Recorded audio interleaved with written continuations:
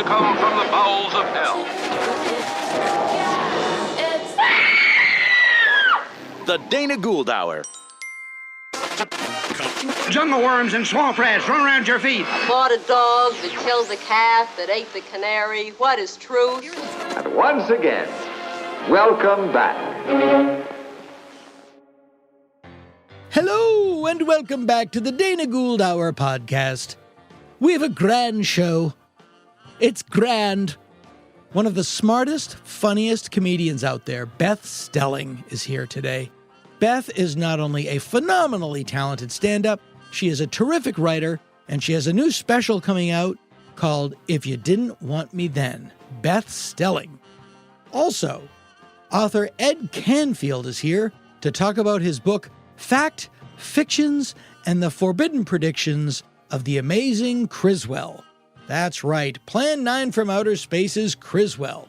And as usual, truth is stranger than fiction. Mr. Criswell, God bless him, was a delightful 5-star nutball with a shithouse crazy wife. Hooray!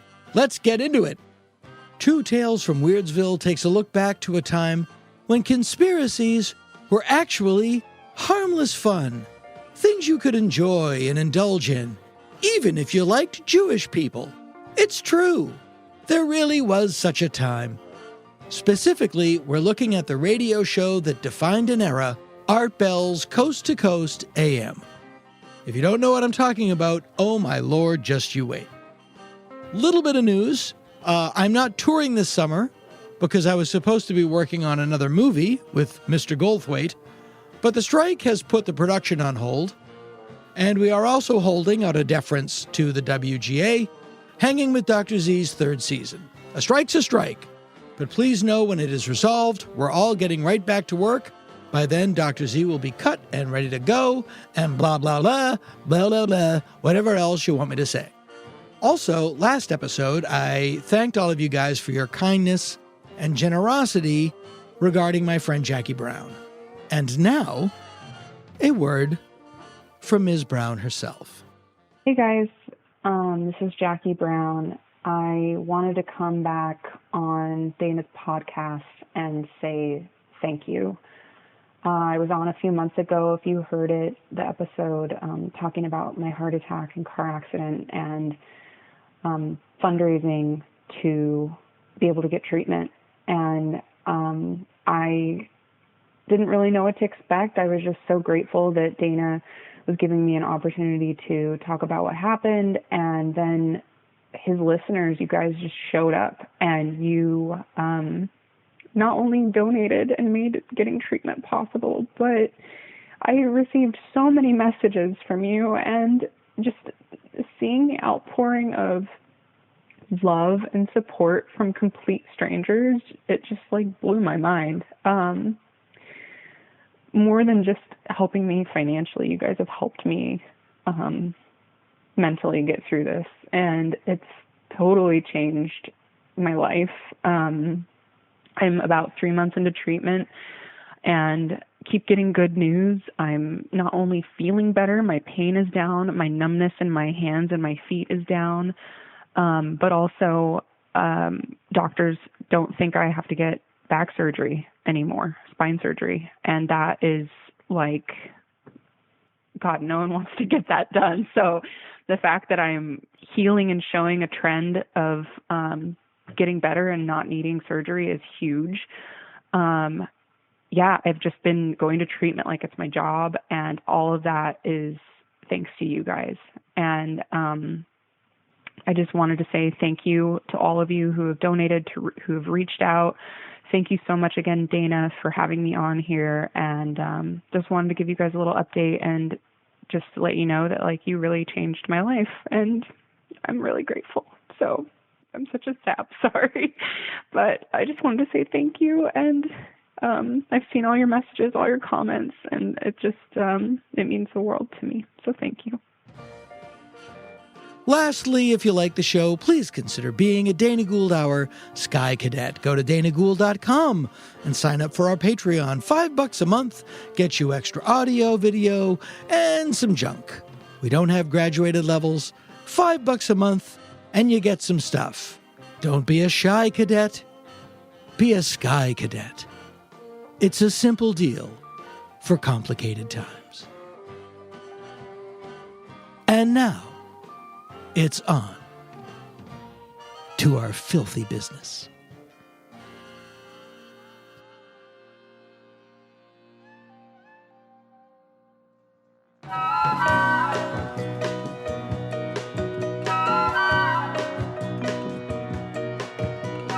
Tune in, it's a gas. It's the Dana Gould Hour podcast.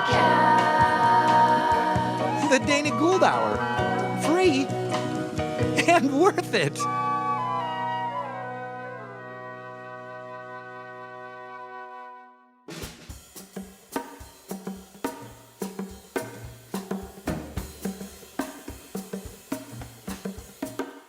It is a balmy sundapple day high atop the Mulholland View shelf here at Falcon's Lair Recording Studios. I'm surrounded by sleeping dogs and awake women.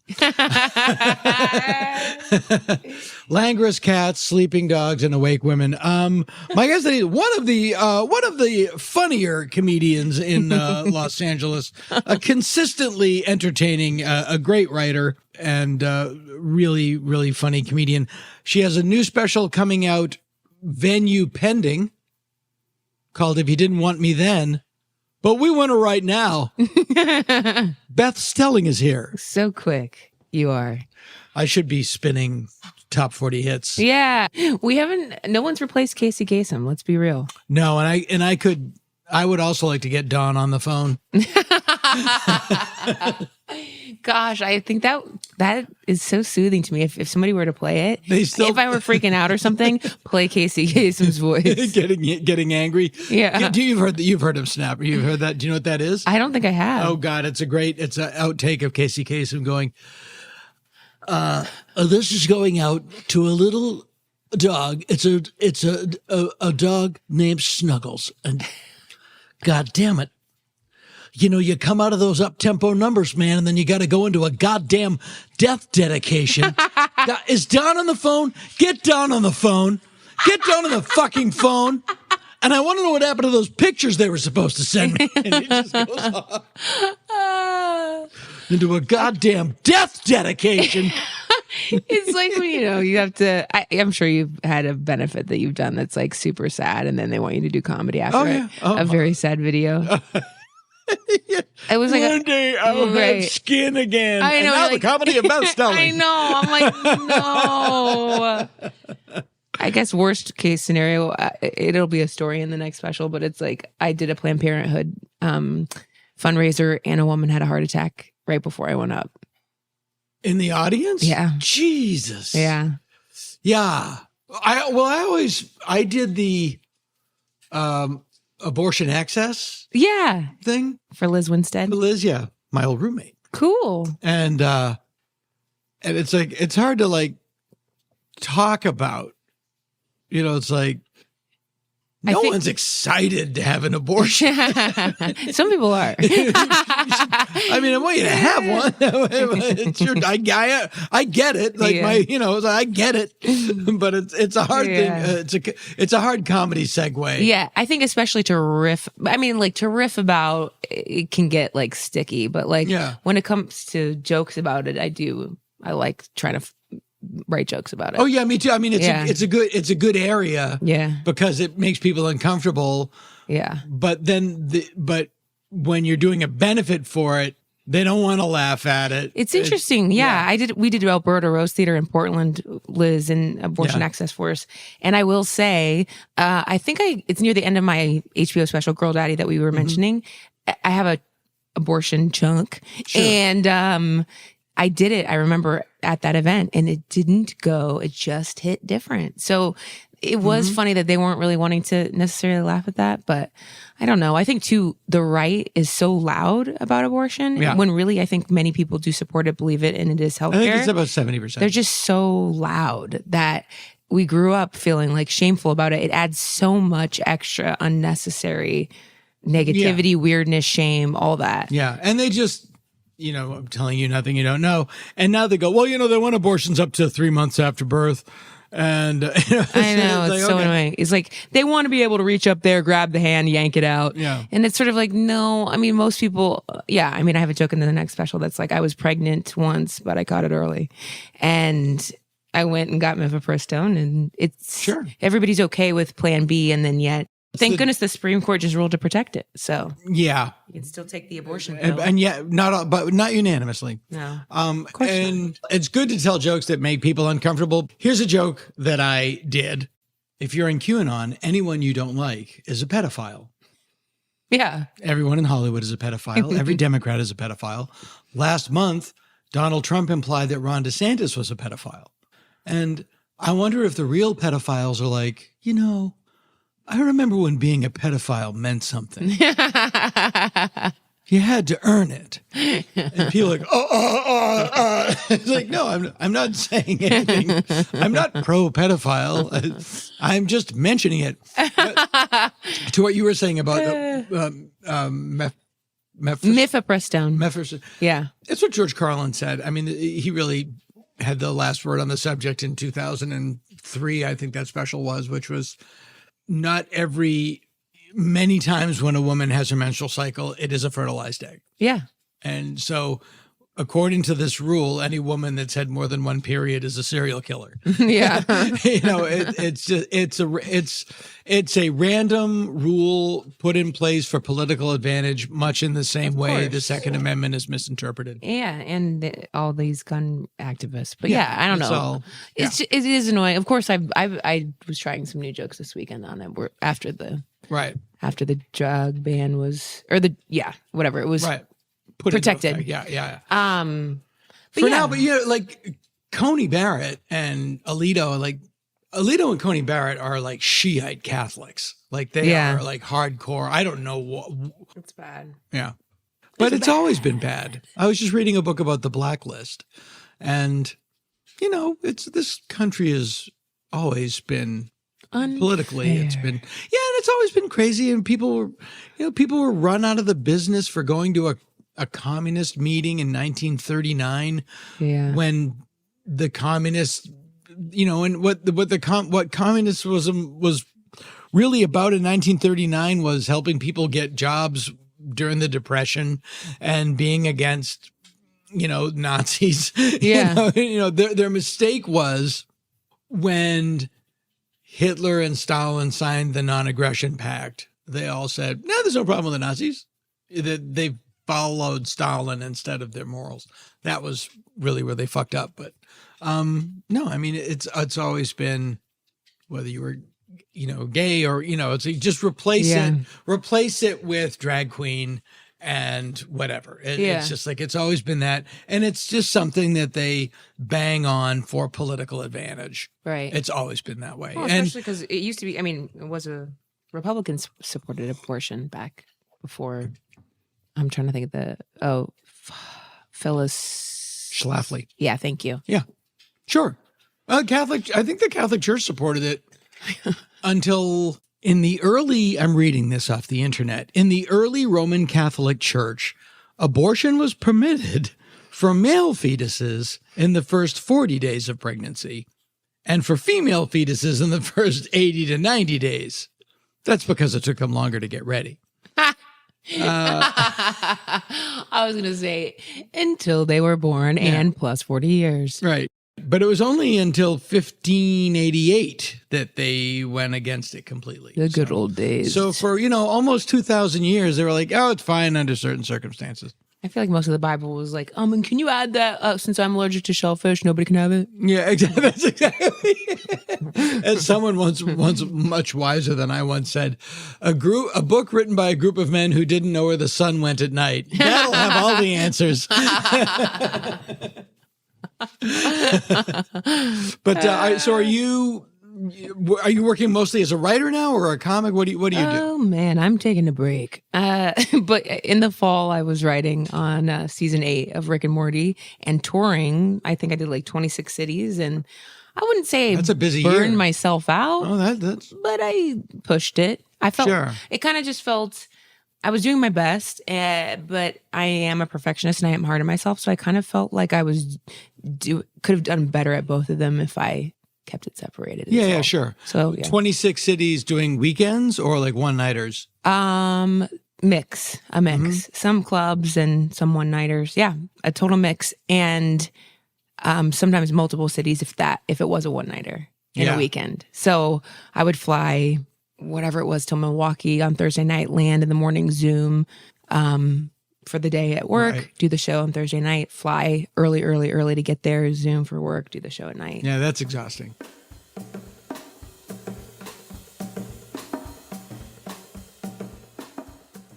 That must be a hard show to write. Yeah, so that was my first and only season. I went into it, and it was a good experience. Scott Martyr is the showrunner, and he's got a good thing going for him. I would just say going into it, like during the interview, I made it very clear that I wasn't a sci-fi person. So they knew that when I came on. Yeah. And ultimately it did make it much more difficult for me. It felt like I was like hired on a Spanish speaking show. You know, like I don't know how to speak Spanish. So this is, I can give you I'm a sci-fi person, but I'm not a stoner. Yeah. And I would wonder if that would disqualify me. No, I think you would be great. And an asset on the show, especially if you're a sci-fi person. Yeah. And you have, because often even to the point where a lot of the writers were talking about shows or particular movies that they watched, it's genuinely not something I've ever really been interested in or have a depth of knowledge. So again, they knew that when we went into it. Sure. And my episode pitches and things were more relationship based. But you need that as well. Yeah. Yeah. So I learned a lot, but ultimately it was like, this was good. And you know, great. It'll just be one and done. Are they doing a 9? There's season? 10 total. 10 total? I feel like back in the day, they were like, we'll take 10 for an exorbitant amount of money. Yeah, right. Yeah. And is Dan still involved on the show? He is on that show, yeah. Is he in the room? Not every day, but definitely comes in. Yeah. Like sort of like Matt or Jim on The Simpsons, I would imagine. Yeah, possibly. Yeah. I don't know how much they're around, but that's amazing. No, it's an amazing show. It is one of the few shows that I watch, and I'm like, God damn, I don't know how they do that. Yeah, even sometimes which is great. Sometimes I felt that way. Yeah. Or it was just like, this is just out of my realm. Yeah, but it's also one of those things that it's built. You know, it's just like I'm sure that attitude. Yes, that show didn't come to them fully formed. It slowly evolved. And it's hard to come into a show 8 seasons in, you know, and especially and of course I'm very I'm very meticulous, and so of course I watched every episode, but because you don't want to be the person who gets hired and pitches something that they've done. Yeah, but it was kind of interesting to come into that late, I guess, is all. Right. I thought of something else and then left me. Something off of what you said. Because you got into, it's interesting, you got into stand-up comedy through debate. Yeah. Well, here's the thing. You might be the only person I know that has that. Well, the interesting thing is it was speech and debate, but I was the speech part. Like it was speech and debate, and there were Lincoln Douglas debaters and extemporaneous debaters, and then there was the speech team, and I was on the speech team. Right. So I was doing humorous interpretation. I would take a play and play all the characters. So it was like early stand-up. It was sort of like a little, I would guess to describe it as like a 10-minute portion of a play that I then made a one-person show out of. And I played all the characters and did all the voices, and you would have different focal points for the characters talking to each other. Right. So...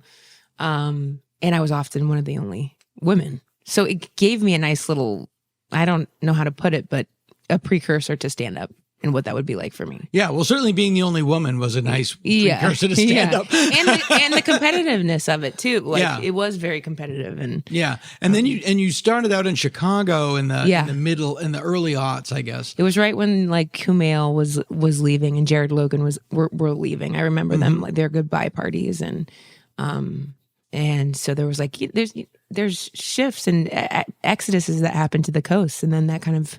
Yeah. And then they have a different class comes in. Yeah, exactly. It does always, it can feel like high school a little. And it still does sometimes. Oh, no, I refer to the people that I came up with in Boston as, well, he was in my class. Yeah. Like I was, like Goldthwait was a year ahead of me. Yeah. You know, it's just. Oh, that's cool that you guys, have kept in touch this long. I didn't know how far you went back. Oh my God. No, I've known Bob since 84. I guess I should have known that because of your The thing you guys did. Yeah, Joyride. Yeah. Joyride. But if you saw it, then you know, like, because we weren't always friends. Yeah. I know. Sometimes you just look back at a picture of Bobcat and you're like, that's the same person. Yeah, no, he's a very evolved guy. Yeah, He's which a is very lovely. evolved guy. It's a good thing to show. Because he has so many fans from the 80s, they have no idea who they are seeing when they come to see him. That's interesting. You know? Yeah. I'm sure other people will deal with that. I mean, obviously, one classic example that comes to mind would be Bob Saget. You know, people not knowing what they were going to go see. Yeah. Yeah. I know Nicole Byer deals with that now, just like from her Nailed It show. She has so many kid fans, like including some of my, nieces, nephews, or family members. And it's like, you can't see. Yeah, You're not a kid's show. Yeah. Have you, one thing I found that's interesting, and like, of these people, like, you'll go on the road. Like, I was at Cap City Comedy in Austin. Recently? This is a couple years ago. Okay. This is before the pandemic. I mean, I was in Austin yesterday. Oh, yeah. Yeah. but I haven't been back to, I was going to say, I haven't been back to Cap City, but I'm going to go in the fall. I was just going to ask you if. Yeah. I mean. Maybe there was a change. No, I think it's fine. Because I think ownership changed or something. Oh, did it? Yeah, it was like going to close and now it's open. Anyway, sorry, I digress. Oh, no, that's fine. I was doing Cap City, and somebody from YouTube, now it would be TikTok, right, was like at the Enormo Dome,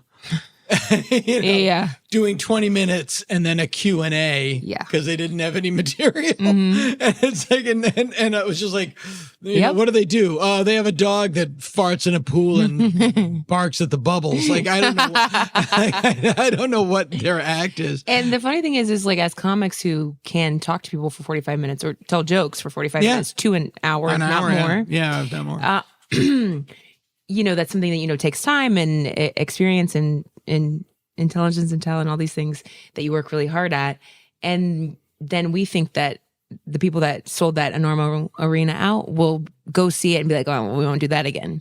And the answer is they sure will. They will come back. Like so many comics think like, oh, well, once they see them live, they'll, they don't have the time. It's like, no, they love it. They'll come back and they love it. Yeah. It just is. I know. It just is. I'm in a place in my life where I'm like, great. Yeah.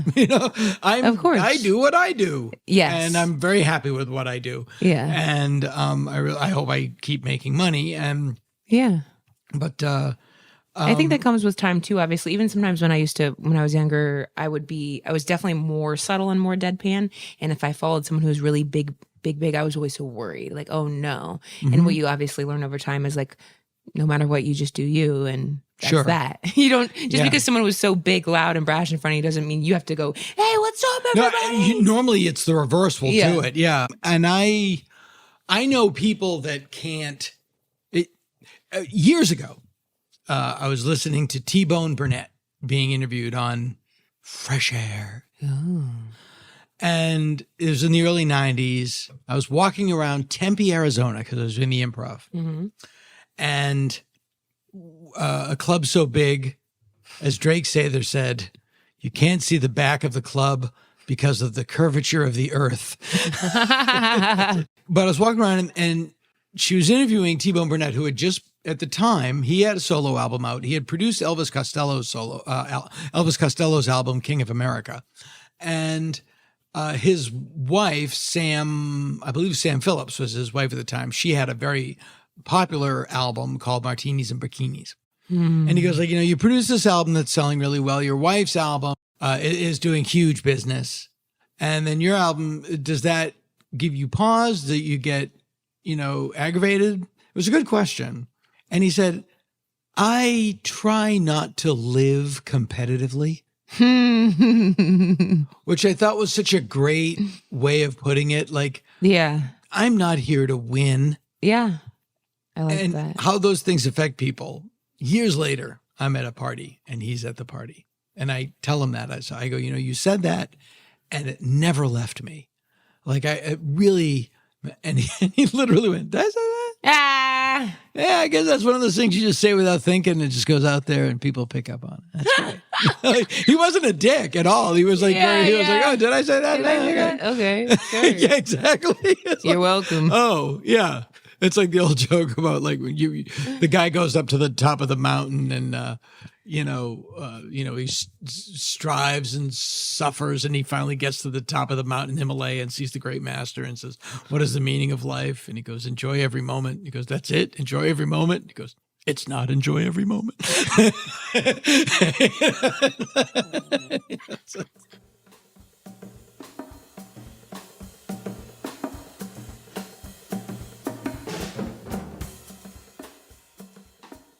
You go to dinner with a bunch of people and they won't laugh at another person's story, because they got to win. I know. I'm like, I'm sure I've been around something like that, but I'm like, I can't. Nobody's coming to mind. But wow. Yeah, I just went to Boone Tower and I saw 3 acts that just killed me. Mikey Winfield. Yes, he destroys. So I'd never funny. seen him before. Yeah, he's a killer. He's amazing. And where does he work out? Sacramento. At least that's when he dropped in on some of my shows a couple years back, and I thought he was living in that area. And then he was great. Blair Sochi always makes me laugh. Yeah. And Natalie Palamides. Yeah. Yeah. She's incredible. Yeah, that was Did she do anything with the fish? Sure did. Yeah. I saw that in the belly room, and I was like, this is the greatest thing I've ever seen in here. After her set, I went to Target across the street to get her some baby wipes, because she said that she was going to go, and I just didn't want a young woman going into Target with fish on her face. I was like, you know what? I just talk on stage. Let me go get you some wipes. I know. Yeah. Sometimes after a show, I'm like, that particular one, I was like, I love you so much. And she goes to give me a hug. I was like, let's not do that. Yeah, let's not hug them. Yeah, was that let's wait until you don't have fish on you, and then I'll give you the biggest hug in the world.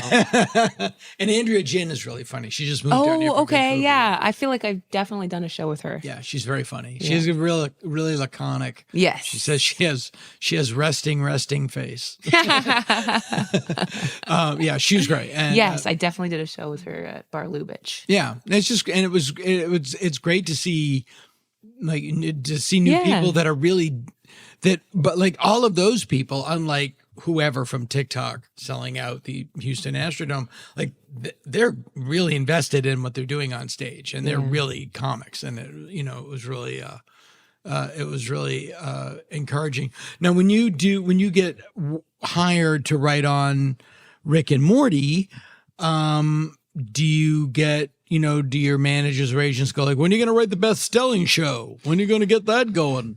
Yeah, I feel like there's definitely been some of those calls. I mean, with them, as in the sense, sure. Like, what are we doing next? Yeah. I think they kind of like leave me alone a lot. I don't talk to them a lot. I don't have a giant plan. Like and it's always like, it'd be great. You should come up with something like Seinfeld or ER.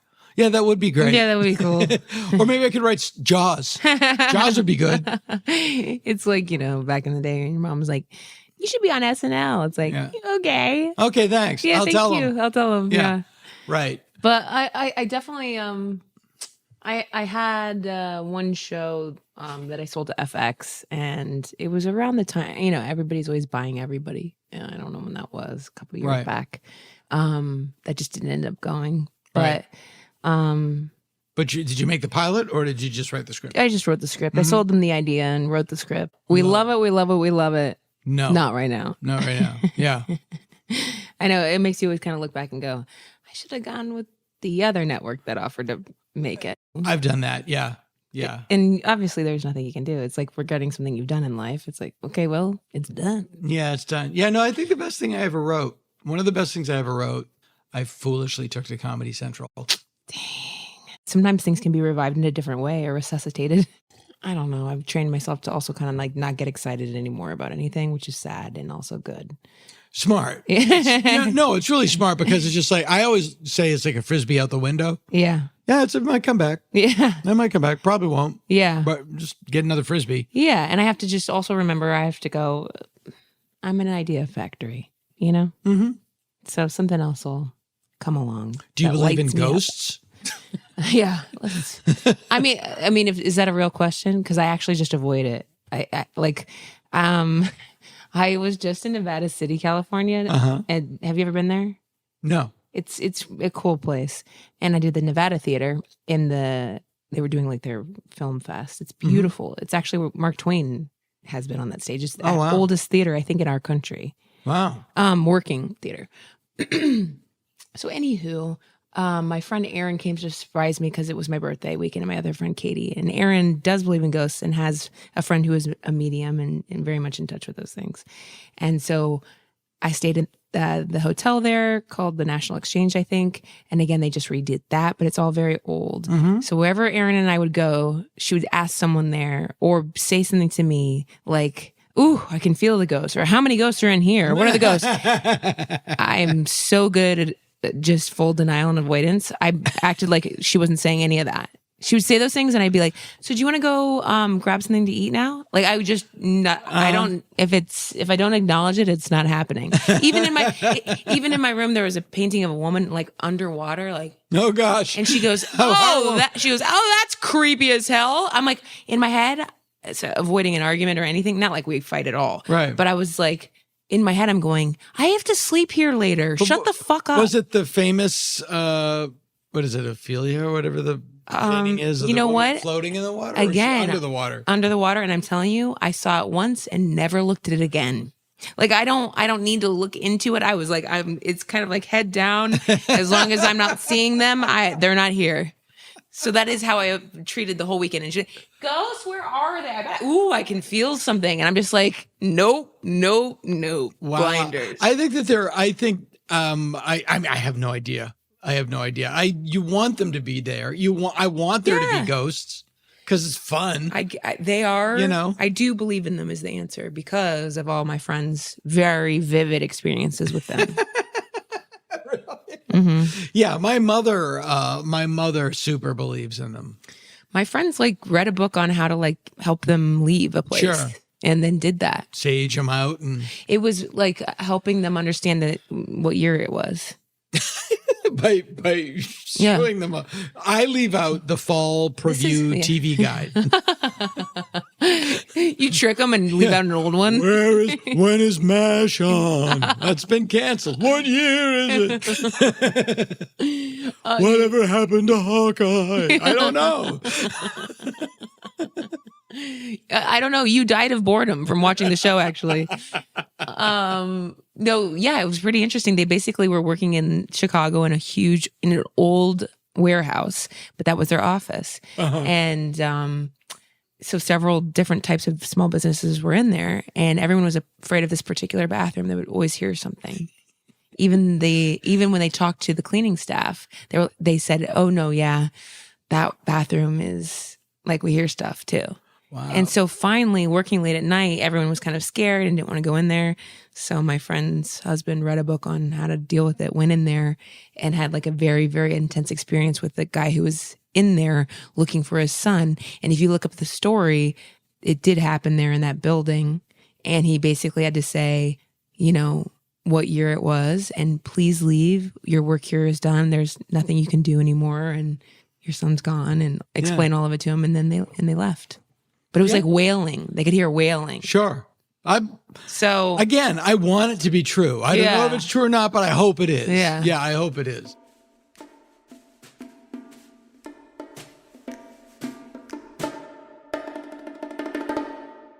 I was only thinking about it because I get this magazine called the 40 Times, and they were just talking about like a haunted. It's just a magazine of strange phenomena. I was going to say, what is that mean? Fortean? It was a word Charles I don't know. Fort. Okay. Charles Fort. It's basically the Fox Mulder magazine. You know, it's like any weird thing. And I love this idea. And I just saw the header, and it's great. Here are the articles this month that are great. The Witch Farm: How a Dream Home in the Welsh Countryside Became One Family's Haunted Nightmare. I want to read that. Yeah. Here's a great one. Spooking the Spooks: Top Secret Ghosts on a Military Base. Whoa. Double use of spooks. Homonyms. Love that. Unidentified fascist objects. The pseudo-history of Nazi flying saucers. All great stuff. All solid articles. Yeah. Are Buddhism and Western science compatible? It's all great stuff. There is that show, Shining Veil. It's speaking of Sharon Horgan earlier. Right. I can't remember exactly where it is. Courtney Cox is the lead, but right, family moves into a haunted house. Right. And there's also that podcast Night Vale. Okay, I haven't heard of that. I think Janet's on that. It's like a spooky. I have a hard time with fiction podcasts. I have a hard time with narrative podcasts. Yeah, we have to follow along. Yeah. I don't think I listen to any. Yeah. I'm on one. Which one? Valley Heat. I've never heard it, but Patton and Blaine and Brian and all those guys just swear by it. It's very funny, and Christian Duque is and always was fun. He did stand up for a while. But yes, I play the pool guy's girlfriend. And Valley, tell us about Valley Heat, because Valley we were just speaking about narrative podcasts, and it's basically Christian Duque writes it, voices it, and then has all of us come in as these characters. But he's trying to figure out. It's like a drug bust in the valley, and it's a guy who lives there who's just trying to figure it all out on his own. And he thinks it's the pool guy who's planting or selling drugs out of the trash can. And it's set in the valley. In what year? Is it contemporary? I think it's contemporary. Yeah.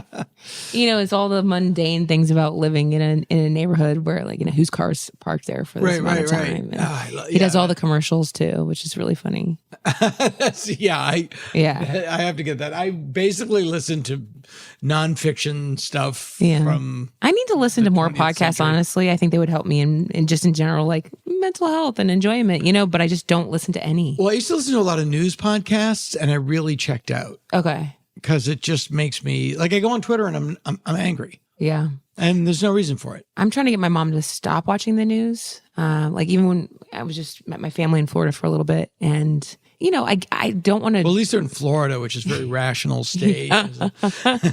Yeah. Well, no, they're in Ohio, but we all met up in a place called Rosemary Beach. I've never been. It was really pretty, but. Are your family Trumpers? No. Okay. No, not at all. What's that like? It's nice. My mom's open to change and new information. Yeah. Wow. Okay.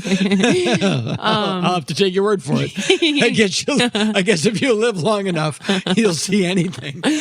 So we would just, come home from the beach in between dinner and what we were going to do. And she'd put on the news and I would turn it right off, without saying anything. Cause she would just kind of turn it off and then go get ready. And turn it on. And then I would turn it off. And I think she knows what I'm doing because I've done it before.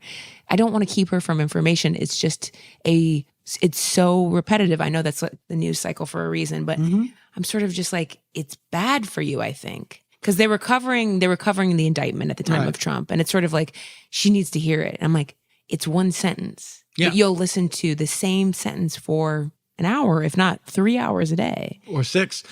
Yeah. No, the news used to be. Yeah, it's bad. The news used to be a half hour at 6:00. Yeah. And now it's 24 hours and they have to fill 24 hours. Yeah. And so you get one of the things that came out of that was, well, there's two sides to every story. And here's the pro roller coaster accident viewpoint. No, there is no pro roller coaster accident. It's just a bad thing happened. Yeah. It's addictive. And I think that is her thing. Addiction. As my friend says, you don't listen to the news. You listen to the news business. And it's all about creating conflict and Jon Stewart pointed it out with the indictments. They pumped them up to this huge thing, and then they came out, and then they did a whole news cycle about how they were disappointed in them because they weren't as exciting as they said they were going to be when they didn't know what they were going to be to begin with. Yeah, so it's all a show. Yep. It's all a show. And I was so wrapped up in the Trump of it all that I'm just never going to go that deep into it again. Yeah. It takes a toll. I mean, it also, I did a couple of days on a week at I Love You America with Sarah Silverman. Right, yeah. And that was, I think I was doing some research for a public servant monologue about the idea of that. And it's called a public servant. And yet it's a lifetime job for a lot of them. Or, what am I trying to say? A lifetime career. Yeah. A career politician is the word I'm looking for. And much less of a public servant. Because to me, it would be great if it was volunteer work. Yeah. Because that would mean that they actually cared and were representing the people back home in the community they worked in. So, and that's kind of year round, so a really enlightening interview was, I think it was Dick Durbin in Illinois. And he was basically just saying, he was leaving because he was retiring. He was an older man. And he said how he just kind of was so happy to be done so he could stop asking his friends for money. Right. And looking back at his career, does he regret anything? And he said, I truly did the best I could. There were times where I was handed 100-page things I'm about to vote on, and I couldn't possibly read it. So he said, I'm sure I made mistakes because I didn't have time to read it all. Then you rely on those people who are, what am I, not stumping, but what am I trying to say? There was lobbying. Thank you. Lobbying. And it's like, you can choose to trust them, and that's a mistake, or it is not a mistake. So it's kind of a mess. Yeah. I mean, we know it's a mess, but to hear from him was interesting because it was an older guy doing his best to stay afloat and saying I may have made mistakes because I couldn't read it all in time. Yeah, they always get on when it's not until they're done that they'll tell you the truth. Right. Yeah. I mean, that's kind of why well, that just made me think of another area of life I'm fascinated in. But what? Porn. I feel like I have so many questions for some. Dick Durbin went into porn? His name's Dick Durbin. Yeah, his motto is Dick Durbin before he dicks you. That was the whole thing. Yeah, just like how honest can you be when you're still trying to work? And I wanted to know, I just have so many curiosities about that, where it's like, treatment. About porn stars? Yeah.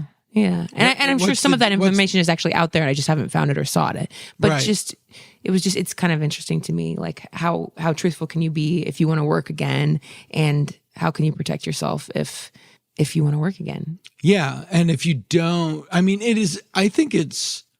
I knew one older pornographic actress. She was I used to see this guy at our grocery store, and then there's this guy with a crew cut. He looked kind of like an old military guy. Like, it was kind of chubby, but he had a crew cut. And then he had his wife. They were both, and they were probably late 40s, early 50s, and his blonde wife. And I was like, how do I know? Oh, yeah. And then I found out that he was, and we ended up speaking. We ended up talking at one point, and I got his name, and his name was Ernest Green, and he was a producer. Okay. And then we ended up having a long conversation. It was really funny because he was and Nina Hartley was his wife, or girlfriend. I don't know what it was, because I ended up being on a podcast with her. But he was also the editor of Leg Show magazine, which was a magazine. And I said, who still buys magazines? Because this was well into the internet. And he goes, some people, I love that he goes, we're a cheap date.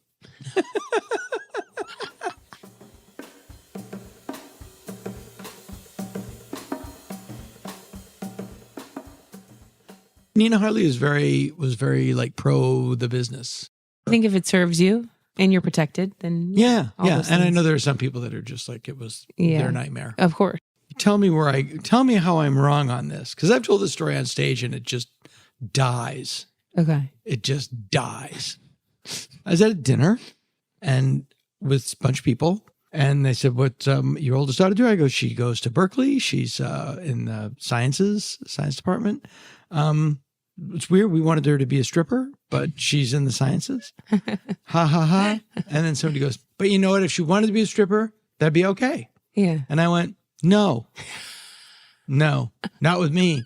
It wouldn't be okay at all. I'd rather her not. Yeah. And I'm sorry. And just not that never gets a laugh. Like, I'm sorry. I want strippers to have insurance and unemployment and all the protections that they want if they choose to do that. But yeah. I do not want my daughter doing that. Sorry. I know. I mean, I can understand. I mean, yeah, I think it makes sense. I'm like, I'm trying to think of a way to fix it. If you were a cam girl, that's fine. Well, the first thing I wanted to say to this person was, okay, person without children. Yeah. Did they not have kids? I don't think so. I didn't pursue it. Yeah. It's like, well, it's interesting because in that area is, of course, the trope of daddy issues, right? Like strippers have daddy issues and all these things. And of course, sometimes that's true. And because male comics controlled the narrative for so long, like they dominated the stand-up scene for so long, you hear less of, guys with mommy issues because women weren't on stage talking about them. But it is interesting too, because the opposite of it, I suppose, is stuff I've witnessed in my life or my family, which I describe it as, you know, some of the husbands that we've brought into our family. It's like, I simplify it by saying, mommy hurt me, or I hate mom. Mommy hurt me, so I hate mommies. Mm-hmm. So they don't want to date someone their age because that's mommy who hurt them. So they date much younger because that's someone they can either control or doesn't challenge them. Or and not always the case. Again, just like not all strippers have daddy issues. But it is interesting to play in those realms of our psyche. Like, I'm also not talking about a grown man dating a child. I'm talking about dating younger. You know, just in the sense that it's like it does draw the question, and the same for me. Like I've dated older, I've dated much younger too, and it's just an interesting dip into your psyche of why you choose who you choose. That was actually sort of in the area of the show that I wrote. Was basically like how your childhood affects who you choose as a romantic partner. Oh, sure, and how that plays out, and obviously those things are connected. But I don't know, the stripper thing is sometimes also just for money. That whole area is fascinating to me because I have a friend who has stripped, but it was purely for money, and she went to Orange County because she felt people would be more behaved and have more money, and she'd be in less danger. So there's just so many. Did that work out? She did it so briefly, and would make an influx of cash, and then I also know people who need an influx of cash and trim weed. You know, like go travel far away to trim weed. What's trim weed? Harvest marijuana. Yeah. I'm Joe Friday. Yeah. Harvest weed. Yeah. No, and not to mention, like, now we have the cam girls and things like that, where you don't have to be touched or whatever. Like I know, it's all fascinating to me, really. Yeah, I mean, well, that's the thing about the onslaught of the internet is it's a wrecking ball through business models. Yes, you know, the film industry, the television industry, the music industry, and the adult film industry. It's just a wrecking ball. Like you were saying, a magazine. I think there's that porn doc now on Netflix, but it was like back in the day to steal porn, it was coming across a random magazine in the woods. I do a 20-minute bit on that. Oh, you do? Okay, I love it. Just like, how did all that porn get into the woods? Because I certainly had that experience. Like, I think it grows in the woods. No, when I was a kid, it was a big deal. You had to find it. Now I have teenage daughters. They all have phones. I'm sure they've seen everything there is to see, which is depressing. I know. There's access to everything. It feels untenable. But anyway, that's just, I haven't explored it enough or delved in enough, but it's definitely something that's been fascinating me lately. No, it's a very interesting idea. And also the fact that what you were saying is like, you never get, because we were comparing it to Dick Durbin. Yeah. You never get the truth about something until you have nothing to lose. Yeah. You know, so you're not invested in it anymore. Yeah. And you leave. And you feel free to, for lack of a better term, I guess, sometimes talk some shit. Yeah. Yeah. Yeah. No, it's true. I mean, everybody, they say everybody comes down with a case of the truths when they have nothing. Yeah. When they have nothing left to lose. I think too, I don't want to be the person, like, you know, the joke you were telling, how you lose the crowd on the stripper thing. And it's like, I'm the last person to say, like, well, everybody's too, you know, worried about hurting everybody's feelings when there's sex workers in the world. And it's like, I'm sure there's an aspect of that, right? Them saying like, hey, well, there's strippers who are good people. It's like, yeah, I think the crux of the joke is just like, I just don't. I mean, ultimately, of course, I don't want my daughter wants to be. Yeah, I don't want to see your daughter take her clothes off. I also don't want my daughter to be a smoke jumper. You know, I don't want her to be on a SWAT team. Yeah. There's a lot of things I don't want my daughter to do. Yeah, exactly. You know, and it's just like, and if she was, I'd support her, but I wouldn't be happy about it. Yeah. And I think the thing that I'm going to try to figure out just as I educate myself on it is the power aspect of it. Because there is so much, well, I'm taking my power back, or that is how I feel empowered. And how empowered can you be when so much of our culture is, I don't know, it's tough for me. Yeah, and I believe that's a canard. Because it's just like, I'm taking my power back. Really? Yeah, it's tough for me to wrap my mind around it. Tell me about the night you want to keep your clothes on. Yeah. I just tell me what happens. Yeah, I'm just sort of like, it is hard to wrap my mind around. It's something I'm fascinated by, the power of it. Well, even just my worth coming from growing up being taught like I really badly wanted boobs, why did I want boobs? Because boys would be out, because I was a gymnast. Sorry, I should have said that. Gymnast for so long, no boobs. And I wanted them bad. And I felt, really? Yeah, I was like, because that's my worth. That's what I was taught was my worth. Not by my mom, not by whatever. Just growing up here and being a woman. Right. Yeah. A man's attraction to me would make me feel good and be worth something. So that's the part where I struggle with the power coming into it, because it's like, and even just like taking it further to like certain play within actual sex and intimacy. Like I sometimes will hear at post Me Too material, right, where I'll hear some women on stage saying stuff like, but I also just want a guy to choke me. Like, you know what I'm saying? Like, don't go too far with the Me Too movement, because I still want to get, People really say that. Yeah. Yeah. And to me, I'm like, damn, that's not helping. No, I find it, and I'm not the person to ask, because I'm way out of I think I'm way out of the mainstream of what's going on now. And I don't like it when comedians are too overtly sexual, like they dress up sort of Vegas-y, or like it's like, and it's their right to be glamorous or whatever they view as glamorous. It just rubs me the wrong way. It's like, this isn't what you should be doing. I hear that. It's like, you're a comedian, and I don't think that there's a delineation between men and women comedians as who's funnier. My favorite, every comedian, with the exception of Mike, the funniest comedians I saw in Moon Tower were women. Yeah. But that it just seems that you're playing an antiquated role, and it belittles you. That's the thing. Like, and I say that as a 58-year-old guy who's never been on a dating app. Yeah. That has 3 daughters. Yeah. So I'm not. I mean, like, I'm not the audience for these people either. Right.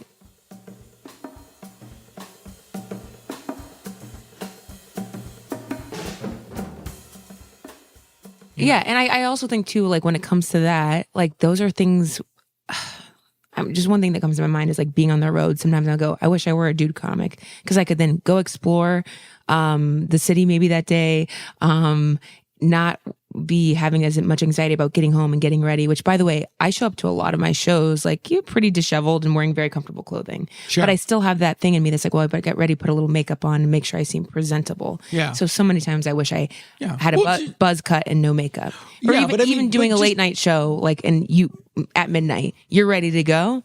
I'm doing my makeup and trying to write jokes as they put it on my face. That's true. So it's like those aspects of it bother me. And then it's like, oh, well then don't wear makeup.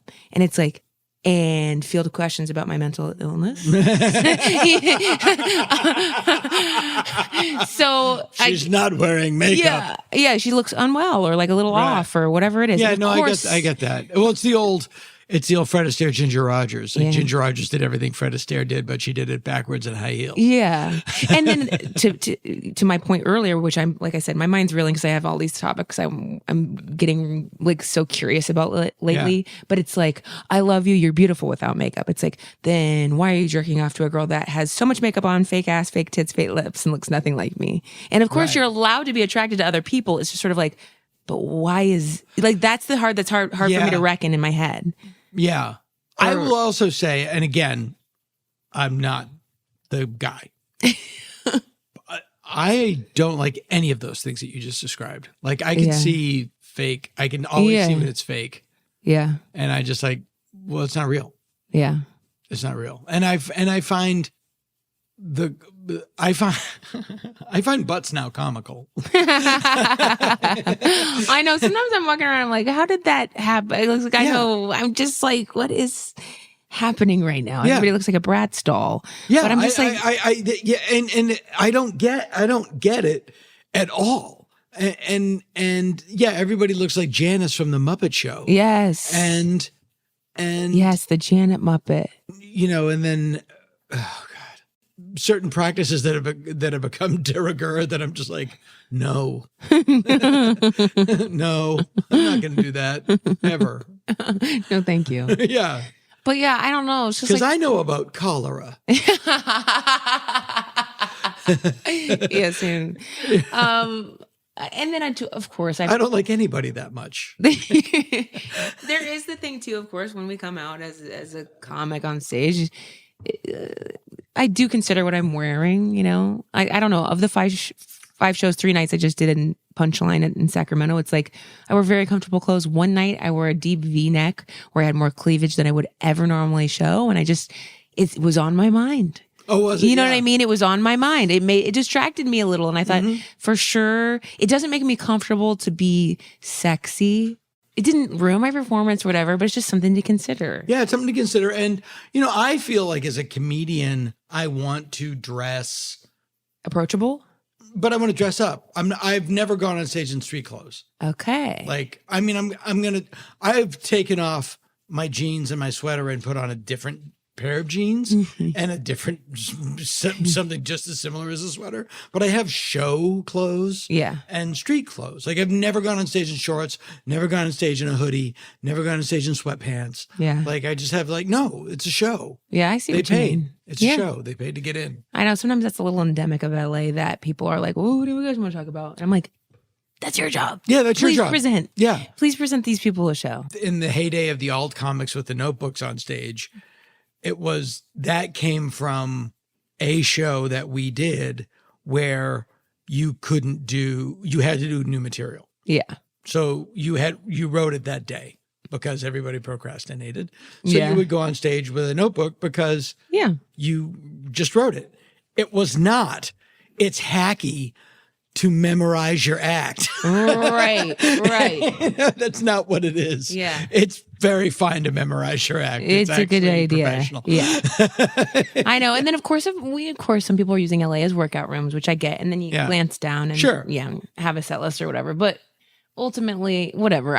We were kind of going, I don't even know where we were going with it, but it's just the idea of like the sex being brought into it as But when I first started, I was hell-bent on not being a stereotype. So I didn't want to, I had all these rules for myself, including don't take a notebook on stage, don't take comics, and don't talk about sex. Because I was like, I don't want Those are good rules. Yeah, I broke them all. Yeah, sure. I broke them all. But I also eventually got to the point where I said, screw it. I'm going to talk about sex, and it will be my smart, clever way.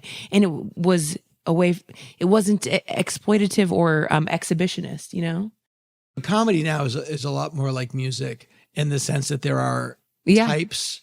Like before they would just put 4 comics on a show, but now you have like the bro comics and alt comics and the this comics and the that comics, and they're really separated. Yeah.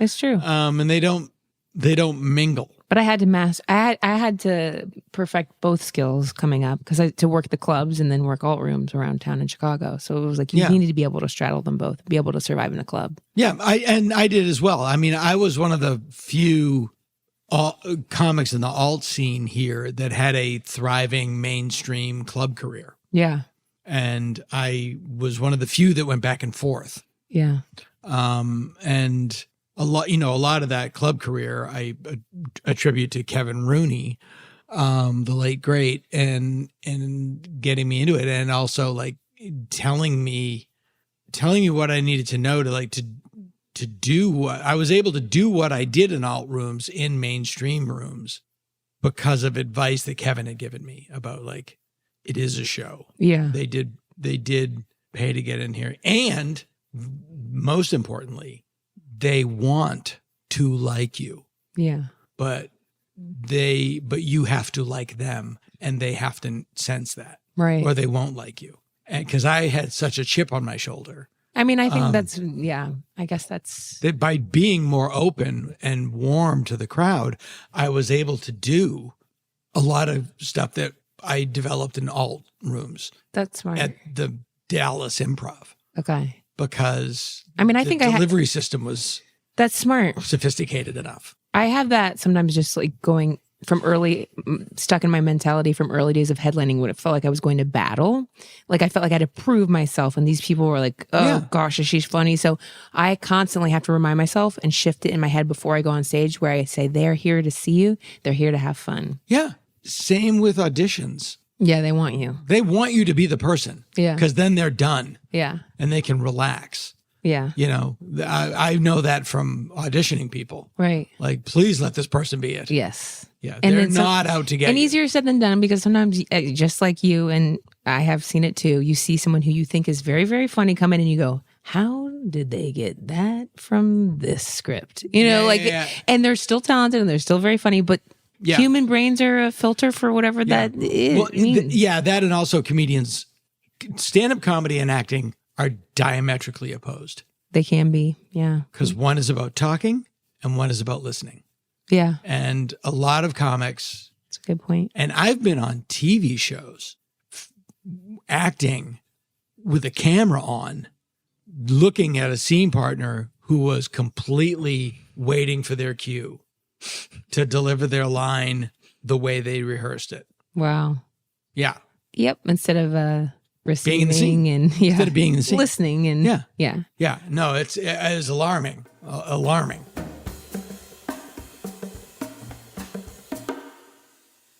Yeah, I bet.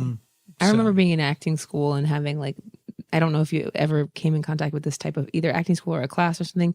They couldn't make eye contact in the scenes that we were doing, and they would be staring. They weren't allowed to make eye contact? This particular person couldn't do it. Oh, sure. But they were studying theater. The person I was talking about did. Yeah, so couldn't do it. You know, we're making eye contact right now, and we're having a fine time doing that. Yeah, they'd be up here. They would be like this, like the whole scene. And it's so weird for you. Yes, and it was awful. so weird for me. It's the loneliest you're just sort feeling of on earth. And you're also like, what are they looking at? Yeah.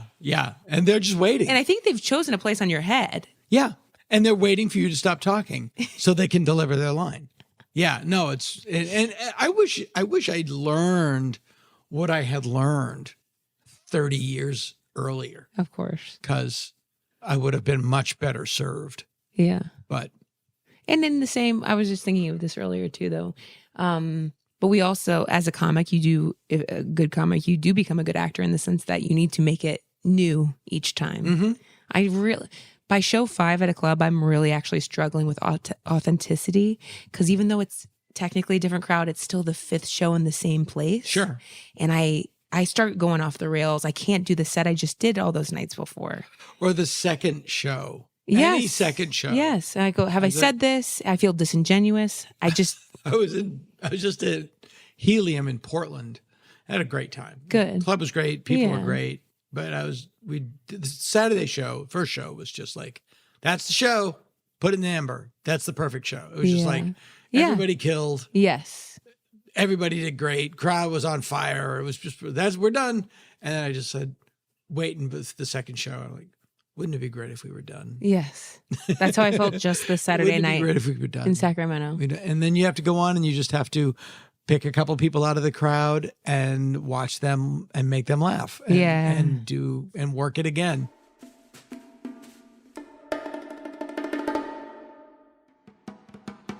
They're true tales from Weirdsville. Tales from Weirdsville. And they're true. Can your heart stand the shocking facts? It's the 90s. And you're in your car. And let's say it's night. And you're on a highway somewhere. Your car has one of those fancy CD players in it that everybody has these days. No more cassettes for you. But you want to hear something a little more engaging than music. So you turn on the radio and flip over to the AM dial, where you hear an incredibly distinctive synth intro. For the record, that is Giorgio Moroder's theme to the film Midnight Express. But it was also used as the theme for a radio show that defined an era. It all started in 1978. Art Bell, a former rock DJ, decided to make the move into talk radio. So he started a late-night call-in show based out of Las Vegas, Nevada, called West Coast AM. And West Coast AM went on for quite a while with standard topics, politics, whatever. The show did well. Art Bell was an interesting guy. He was born in 1945. He was the quintessential boomer. He was the son of 2 Marines. He enlisted in the Air Force, but wary of getting killed in Vietnam, trained as a medic. He still saw his share of wartime horrors. While Art was stationed in Amarillo, Texas, he started a pirate radio station that played music for the soldiers on the base. After leaving the military, Bell ended up getting several DJ gigs at small stations in the U.S. Eventually, he moved to Okinawa. And while there, he broke a world record for staying on the air and broadcasting continuously, without sleep, for 5 consecutive days and nights. He later claimed that such violent sleep deprivation resulted in strange sensations. He said that when he did simple tasks like walking to the refrigerator during a break, quote, it felt as if floating around in a different world. Things seemed unreal. Art, I could have told you that myself. He later commented that this was something that he would never do again. Yep, once is plenty. In 1988, West Coast AM moved out of its home in Las Vegas, where it was stationed at the Plaza Hotel, changed its name to Coast AM, and began broadcasting from a studio built in Art's home in nearby Pahrump, Nevada. Bell began moving coast to coast away from day-to-day politics and more into things that held his interest, like gun control and conspiracy theories in the Area 51 Bigfoot range.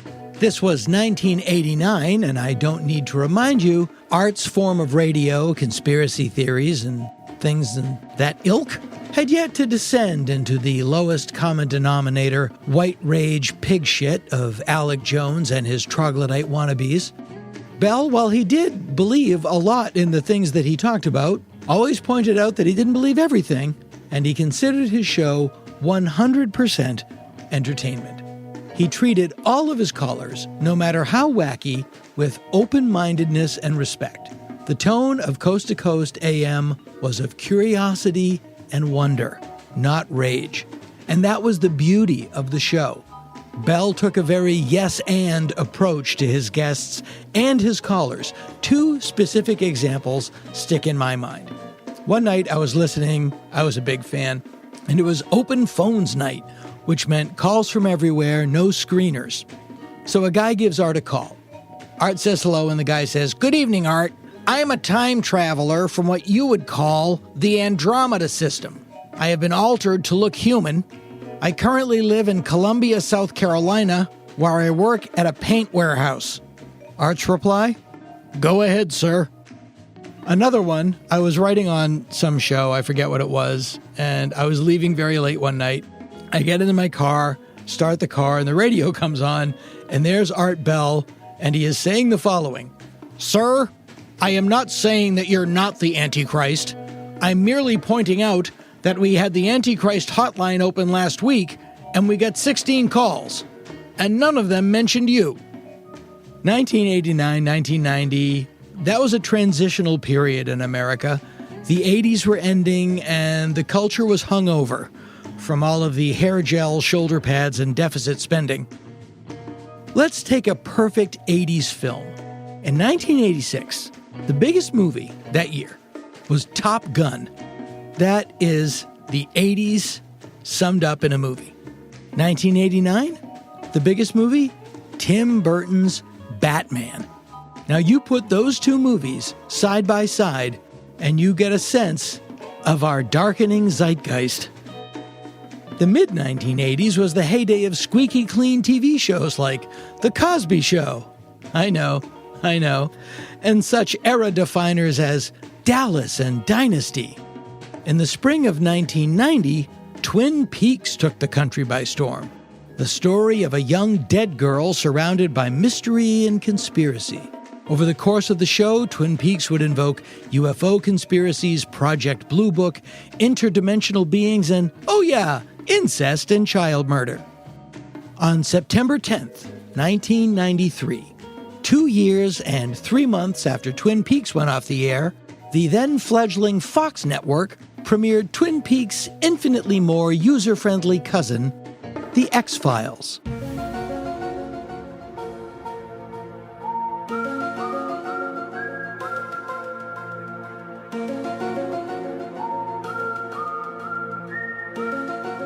Inspired in part by the 1970s series Kolchak the Night Stalker, Chris Carter's The X-Files told the story of two FBI agents who alternated between cases involving paranormal phenomena while simultaneously navigating the murky currents of the dark, super-secret shadow government that operated within the, we'll call it, regular government.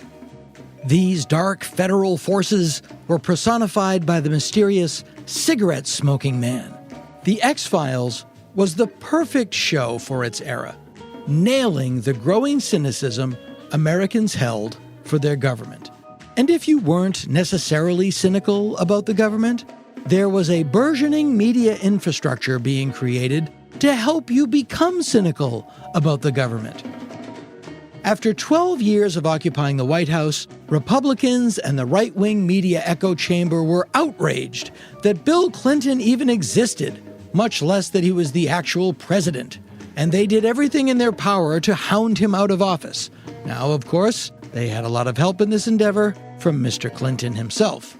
But there was a benign naivete to the X-Files. And to Coast AM. Yeah, the government was up to no good, but the no good was, they weren't telling you where the UFOs were hiding.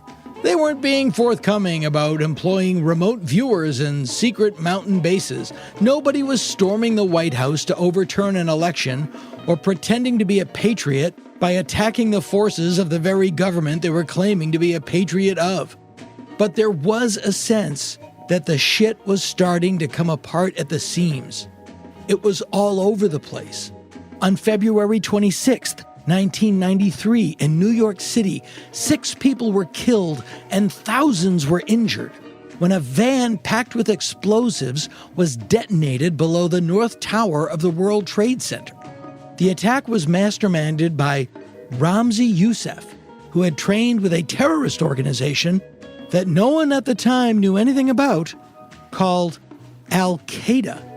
On April 19th in 1993, in Waco, Texas, the FBI launched a tear gas assault on the compound of a religious cult under the leadership of a dude named David Koresh. His group, the Branch Davidians, had been in a 51-day standoff with the federal government.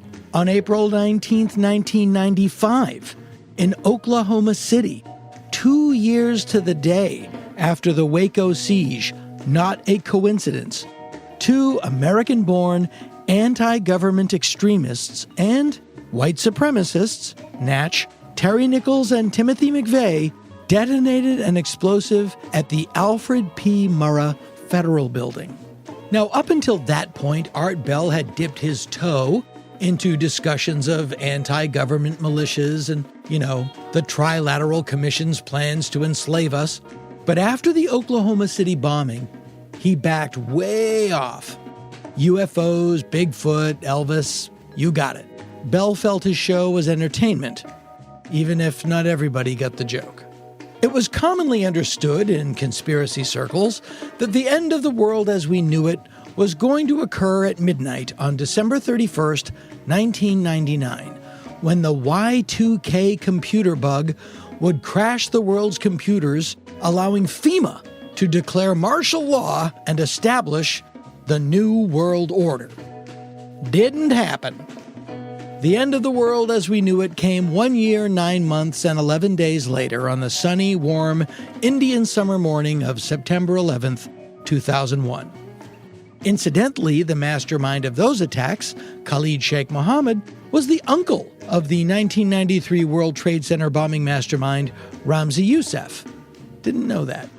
Hidden flying saucers or not, Americans of good conscience stood by their government, at least until it lost its collective shit and invaded the wrong country in retaliation. Be that as it may, an era had ended. The X-Files went off the air some 8 months later. Shows in the early 21st century wrestled with their own morality instead of just blaming mysterious bad guys. The Sopranos, the brilliant reboot of Battlestar Galactica. These shows were very indicative of the mindset of those years. Coast to Coast AM continued on, sometimes with Art Bell, sometimes without. In 1998, Bell announced his retirement from the show. His reason, and I quote, "An event, a threatening, terrible event occurred to my family, which I could not tell you about, and because of that event, and a succession of other events, what you're listening to right now is my final broadcast on the air." He returned 15 days later with no explanation. On April 1st, 2000, Bell once again announced his retirement. By this time, Coast to Coast AM was up to approximately 22 million listeners a night. And this was April 1st, so no one took him seriously. But he was serious.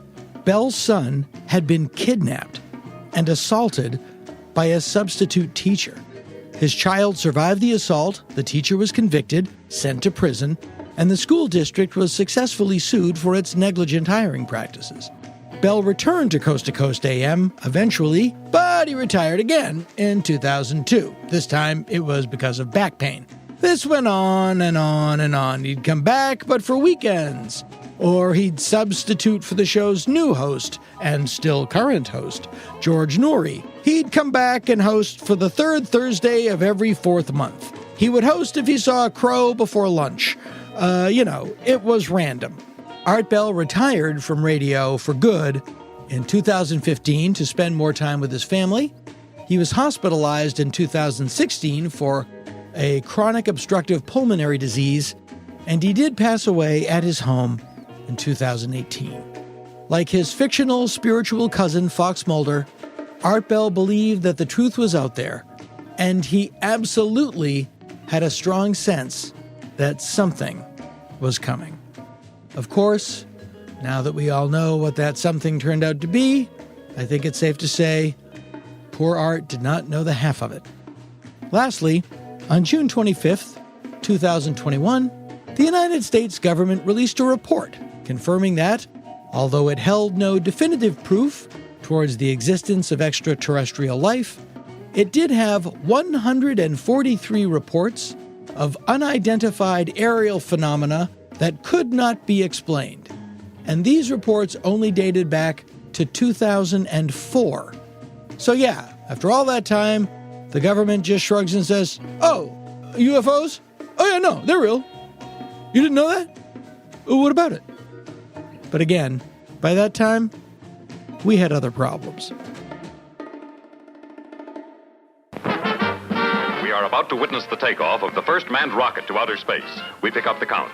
7, 6, 5, 4, 3, 2, 1, 0! And now, on with the show. It is a gray, cloudy morning high atop the Mulholland Drive view shelf here in sometimes sunny California. Although it is not June yet, at the time of this recording, this is what we call June gloom in Southern California. With the beginning of summer, it's gray and kind of overcast up until about noon to 2, and then it starts, and that burns off in the afternoon. And I'm talking to a man who has written a book that the minute I saw this book, I was like, oh, he wrote this just for me. And then I realized that we had actually spoken about the book when he was researching it.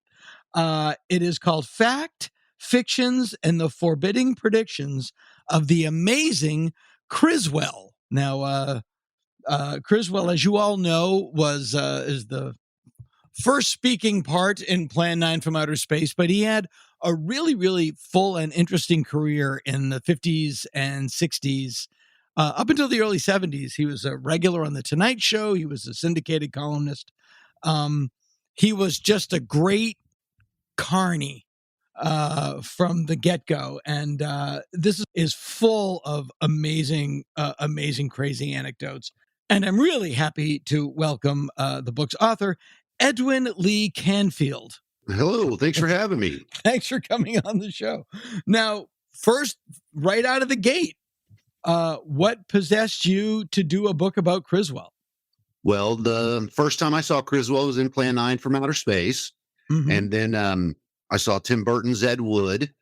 And then a friend of mine loaned me Criswell's first book of prediction. Criswell predicts to the year 2000 in the year 2000.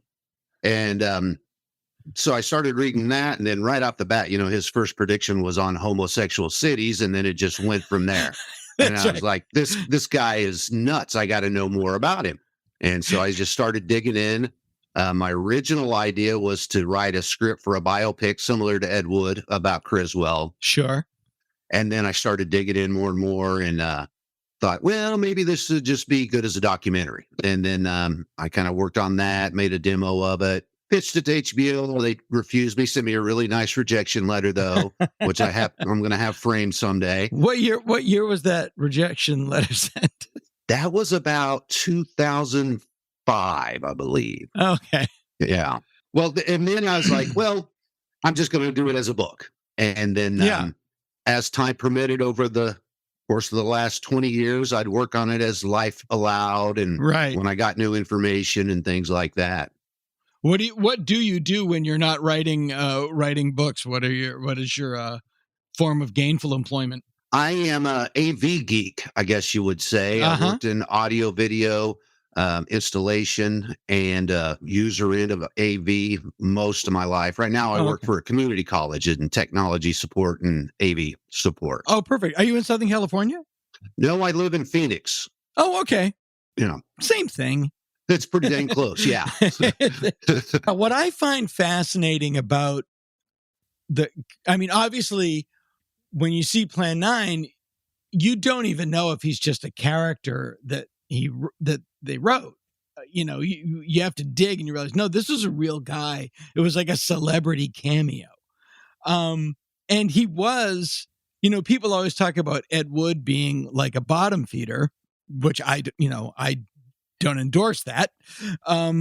But Criswell was a regular guest on the Tonight Show. Like he was somebody. He wasn't nobody, to put it bluntly. But I just finished reading Peter Goralnik's 2-volume biography of Elvis Presley. And Criswell kind of reminds me of Colonel Tom Parker. He is a inveterate carny. He kind of got this shtick early in life and just committed to the bit. Totally committed to it. He lived it. It wasn't just a character. That's who he was. That was an avenue of show business, but my God, it still is an avenue of show business, where he started making predictions, but really had a church. Like he could have gone into creating a religion like Ding Dong there from Scientology, L. Ron Hubbard. Like I could have easily seen Criswell just taking a slightly sharper turn and creating some sort of spiritualist church. He did. He dabbled in it. He did have a spiritualist church for a while. He founded the Criswell Religious Foundation for a while. I even have some drawings that aren't in the book because I discovered them after, it went out to publish, but proposed drawings of the Criswell Religious Foundation. And I think wouldn't it have been interesting if his religion would have been the one that took off instead of Scientology? I think it would be a lot more fun. It'd certainly be a lot more fun. And that's the one thing you don't get in a lot of religions is a sense of fun. There's a great recollection right at the beginning of the book about you spoke to a guy that lived in his apartment building. One of the things that Criswell did in his later life is he owned an apartment building in addition to being Criswell. But everybody in the apartment building was supposed to have dinner together. Yes, they would have potlucks, Sunday potlucks, or whenever they decided to have dinner. And I think Halo was a big, his wife was a big advocate of that and really pushed that on the tenants as well. She was a vaudeville entertainer, a dancer, and they were married. And one of the recollections of the kid that lived in the apartment building was Criswell would either be dressed to the nines in his tuxedo, or we would just be walking around in a tank top and tremendous boxer shorts, really giant boxer shorts. And that Halo, by that time, her body had gotten away from her and she was pretty overweight, but would nonetheless walk around in a bikini and would dance atop the tables of these Sunday brunches with her, and I quote, navel the size of $50. Yes, that would have been quite a sight. So when you decided to write the book, you'd already done some research on the documentary. How do you go about it's so well researched. Last month, I interviewed the author of the biography of Lawrence Tierney, and I am just fascinated by the accumulation of information that is still available, and that you managed to track down these people. How did you go about? How did you meet? How did you find people that lived in his apartment building? One of the internet was a wonder to help with that kind of research. When I first started, I just started, looking for any mention of Criswell whatsoever, and anybody that talked about him or said they had known him and things like that, and contacted him, either emailed him at the time, phone as well, maybe even some snail mail. But as the last 20 years progressed, the internet was huge help in contacting people and doing research, like with newspaper archives and finding articles and things like that. And eventually you landed upon people that lived with him. Yes. Mm-hmm. Yeah. It's just, and it is, and what's beautiful about it is that cast of characters all show up. Ed Wood, Forrest Ackerman, Paul Marco, Mila's in there. It's like right. all of these people show up. But Criswell, of all of those people, Forey too, he had a really legit career. And one of the people that sort of directed him into it was this guy, Norvell, the Hollywood astrologer. Who was Norvell, and when was he at his peak? He was probably at his peak in the late 40s, early 50s. And he was an astrologer to the stars. He had a number of people, Ronald Reagan, I can't think of any of the others offhand, that he would consult with. They'd ask for his advice and things. And then when Criswell and Halo moved to Hollywood, they announced themselves as Broadway stars, which, of course, they weren't ever really Broadway stars. They did put on some plays, off-Broadway plays. And it was the adaptation of The Picture of Dorian Gray. Right. And then Norvell played the lead of Dorian Gray. And that's how they became connected. And was this production of Dorian Gray critically acclaimed? Not at all. You have the reviews in the book, and they're so brutal.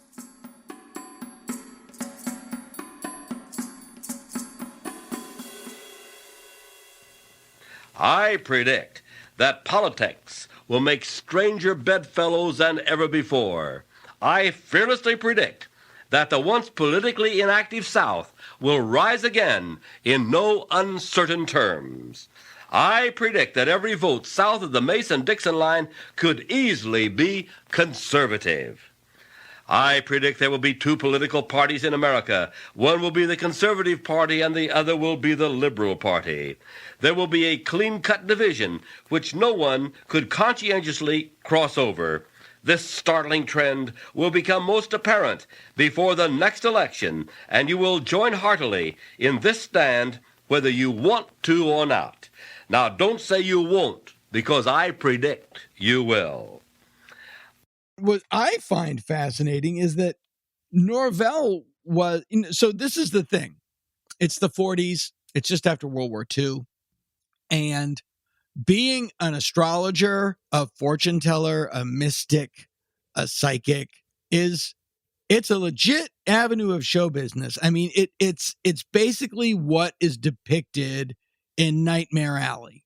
Yes. Only some people did it tongue in cheek, and some people like really committed, and that's not unlike what Criswell was doing, or Norvell was doing. They were saying that they were predicting the future, and you could choose to believe them or not.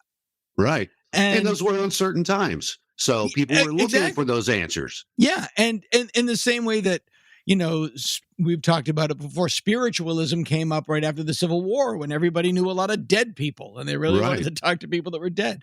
These things answer their times. So I love that it's just a different aspect of show business. You can be a ventriloquist, you can be a comedian, you can be a singer, a dancer, or a psychic. Like it's all in there. Mm-hmm. But Norvell got arrested. Yes, he did. He gave a reading to an undercover policewoman, and then and at the time it was illegal to take money for fortune telling or palm reading, things like that. That's amazing to me. And this is 1940s California. Palm readers, people it was illegal to take money for it. Right.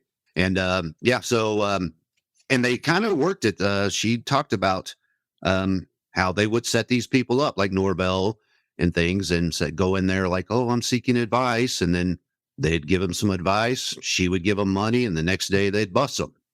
Yeah. You have a thing in the book and it's so great. And it's why I live here.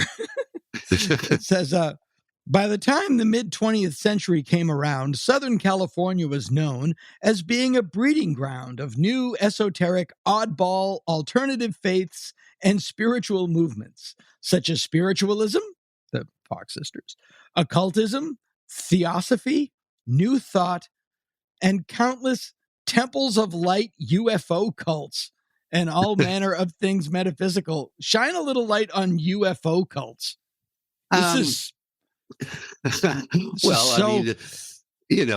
is my alley. Well, of course. Because Criswell had didn't he have a UFO church at one point? Him and some other UFO aficionados had the first flying saucer convention in Hollywood at the Hollywood Hotel there. And he was one of the main organizers, spoke there. And then it grew from there, and they moved to a larger facility to be able to accommodate the followers. And then eventually it moved to Giant Rock, California, out by Joshua Tree in Landers, California. And then those conventions were well attended up until the late 60s, early 70s. Criswell predicted that UFOs would land there, and it would also be the place where World War III would be started. And did they think that UFOs were aliens, or was it also like a semi-religious thing? Was God coming in a UFO? What was I never saw anything that tied it to religion or God in any way. I think it was on everybody's mind, and it was something to talk about that.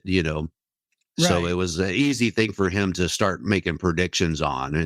And he hung out with all the UFO people, contactees and things like that. And this is 40s and 50s. This was like late 40s and the early 50s. Right. The first blush of sort of UFO culture, for lack of a better term. Right. And then he connects with this guy, and I say this knowing my audience. Then he connects with Eddie Deason lookalike Leo Guild. And who was Leo Guild? Well, he started out as a gossip columnist, wrote for the Hollywood Reporter, things like that. Then he started doing biographies, celebrity biographies, some authorized, some not authorized. The first one was about Bob Hope.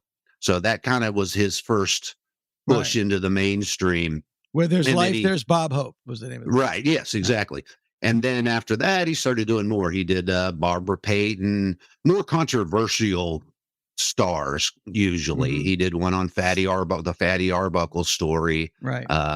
eventually he Barbara went into, Payton, unlike Fatty Arbuckle, Barbara Payton actually guilty of her reported crime. Fatty Arbuckle not. Right. And then he had a long career of writing pulp novels for Holloway House and things like that. He kind of was start of the black exploitation novels and things through Holloway House. Right. That Ed Wood sort of followed him into. He had this character and he just finds any way he can to put him into the media. Right. You know, he has books, he has a column, he has record albums, he appears in movies. He gets start a church. No, we'll start a UFO church. We'll do this. We'll do this. And then he starts giving advice to, you know, people start writing him and asking for advice. And there's one where a woman goes, I want to buy this house, but I'm afraid my husband won't want to buy it. And he goes, he's already bought it. He just hasn't told you. This stuff rarely comes true, but people still come back.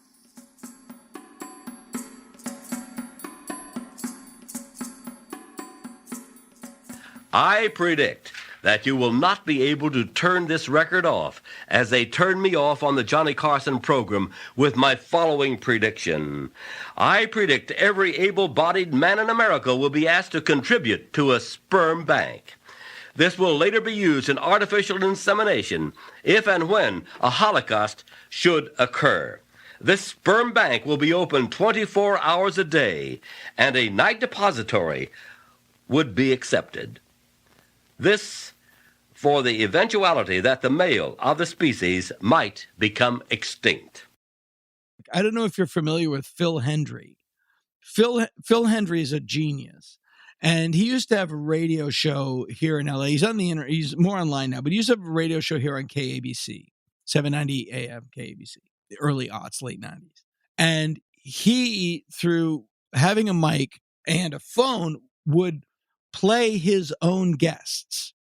And he was brilliant at it. Like, if you listen to them, you can't believe it's just one person. And the guests were obviously would start off very kind of, it would be a controversial topic, but then it would get more just slowly crazier and crazier, you know? And like, he would have this one woman named Margaret Gray that he would play, and she was the president of a homeowners association. And she was she wanted to put forth a law that would mean that fire trucks and police cars lowered their sirens when they went through her neighborhood because they were wealthier and they didn't want to be disturbed. But it would just grow and grow and grow, and people would go bananas, and they would call, and it was so entertaining. You can hear it online. But towards the end of the run, the reason I'm telling you this is he would say, "This is fake. I'm Margaret. Just so you know, this isn't real. I'm Margaret. Okay, let's take some calls." And people would still like right.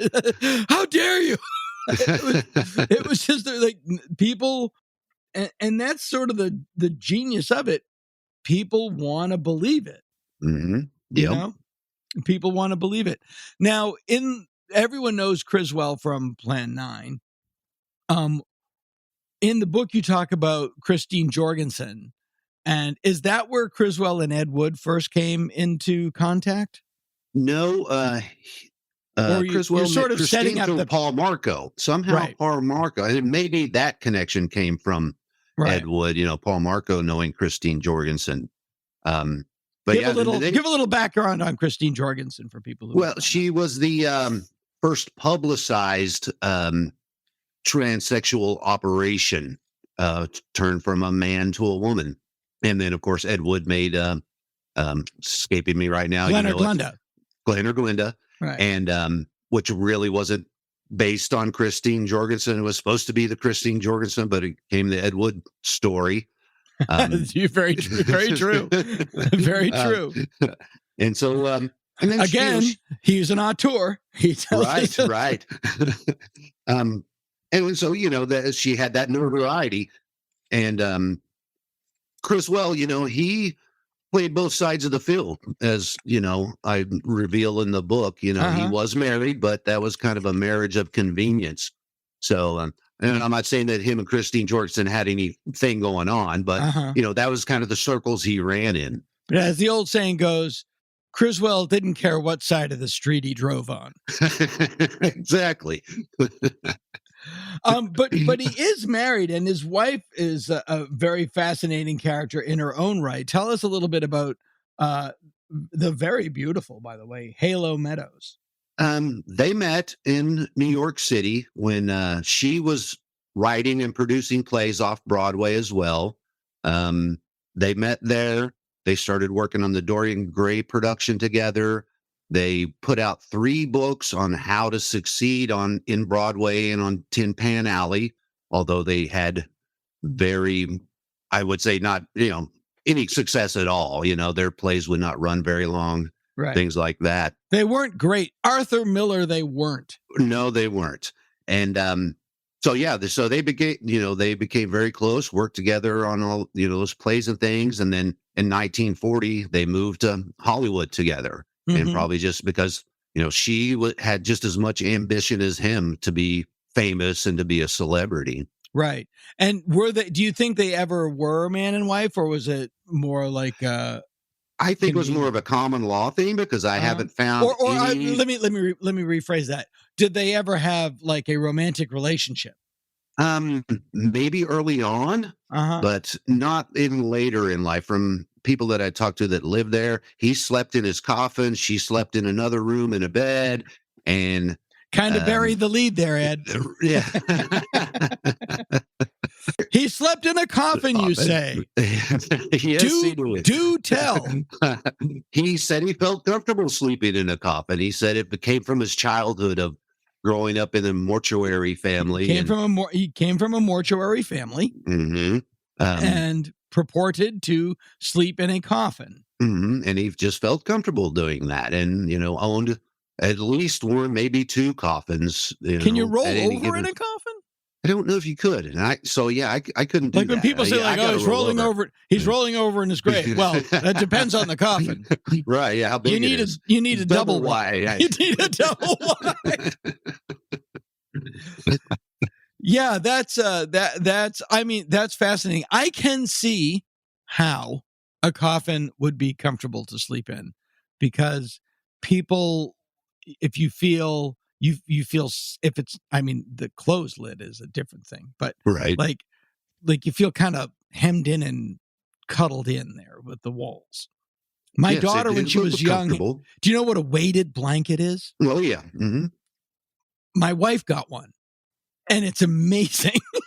It's this blanket, but it has like sandbags in it, like miniature sandbags, and it's really heavy, but you just feel like you're in the palm of God. Yeah. My son has one, so I've experienced it myself. Yeah, I definitely know what it's like. Yeah. So a coffin could kind of give that little closeness, that kind of comfort. Was his father a mortician, or his family? Well, he claimed that for many years. And then I found evidence, and people said, no, he worked in insurance his entire life. Criswell's father did.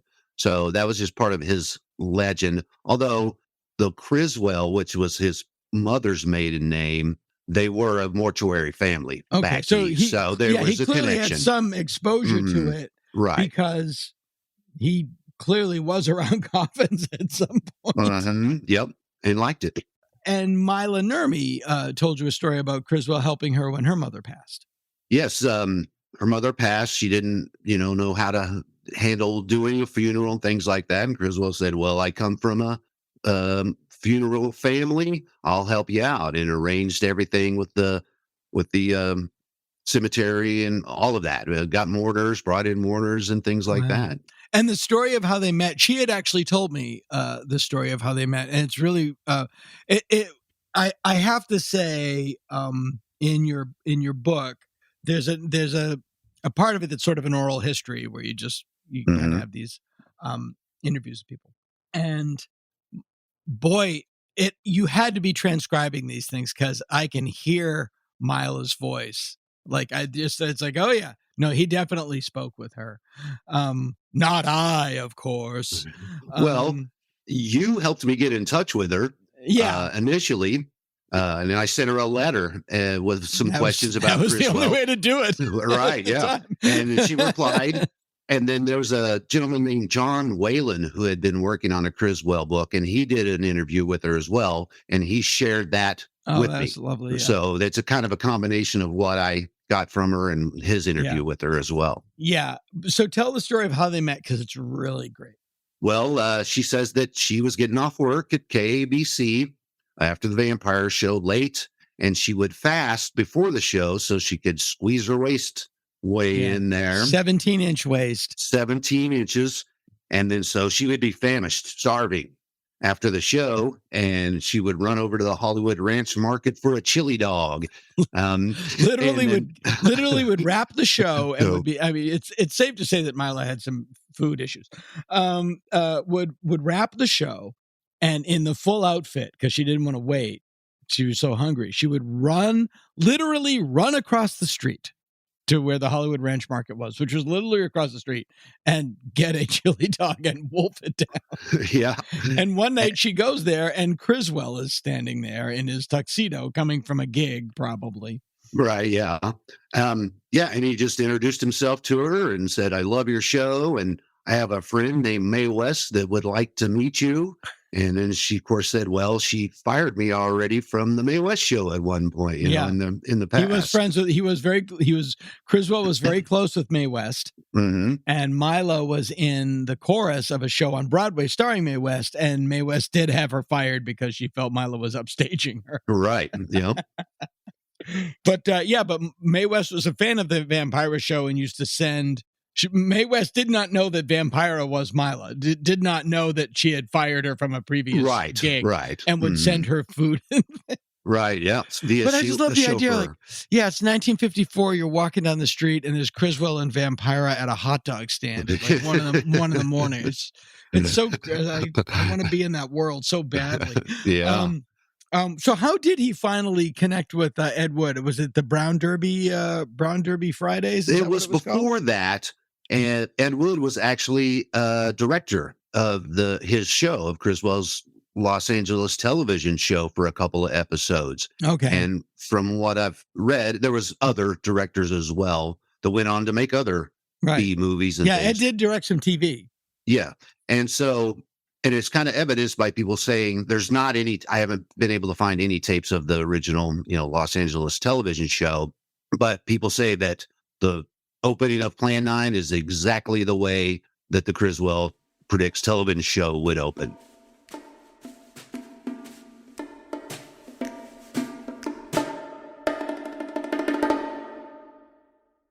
Greetings, my friend. We are all interested in the future, for that is where you and I are going to spend the rest of our lives, whether we want to or not. And remember, my friend, these future events will affect you. The future is in your hands. So let us remember the past, honor the present, and be amused at the future. It was the same time Corla Pandit came to prominence. Corla Pandit was an organist, keyboard player, who wore a turban and was, purportedly the sort of mystic character from the Far East. And he's actually in Ed Wood. He is the guy playing the keyboards at the party after Bride of the Monster. But he was none of those things. Corla Pandit was advertised as a French Indian musician from New Delhi. His real name was John Red, and he was a light-skinned African American dude from Missouri. Yeah. And I can sum that up in 2 words: showbiz. That's exactly. No one is who they seem. Mila Nurmi was actually Mila Nurmi from Petsamo, Finland, was actually Mila Sireniemi from Gloucester, Massachusetts. Right. So then they put him in Plan 9, but they were pals, and that's what I love about the story. It's what I really love about the film Ed Wood, is that all these guys hung out. Yeah. Tor Tor Johnson, Criswell, Ed Wood, Paul Marco, like they were all friends. Yeah, they And hung they out, just- party. Yeah, the Brown Derby Friday nights and everything. And then Mae West gave Criswell a Cadillac limousine for $1, and so they would take that up and down the strip, club hopping. That's amazing. So Ed, over the course of after Plan 9, begins sort of a downward spiral, a wide spiral, but a inevitable one. But Criswell and Ed they were always close. They never, he was a very loyal guy. There's a great quote in the book from a guy named John Gilmore. I'm going to read this quote, and then I want you to tell me a little bit about John Gilmore. Sure. John Gilmore says, this is probably in the late 60s or early 70s when Ed was frequently suffering the effects of too many martinis. I was with Ed Wood on the grass at Santa Monica and Crescent Heights by the movie theater that used to be there. Ed was drinking, and Criswell pulled up in a car to tell Ed there was a dead man on the streetcar tracks over by Gardner and Sunset, and a dog was pissing on the dead man.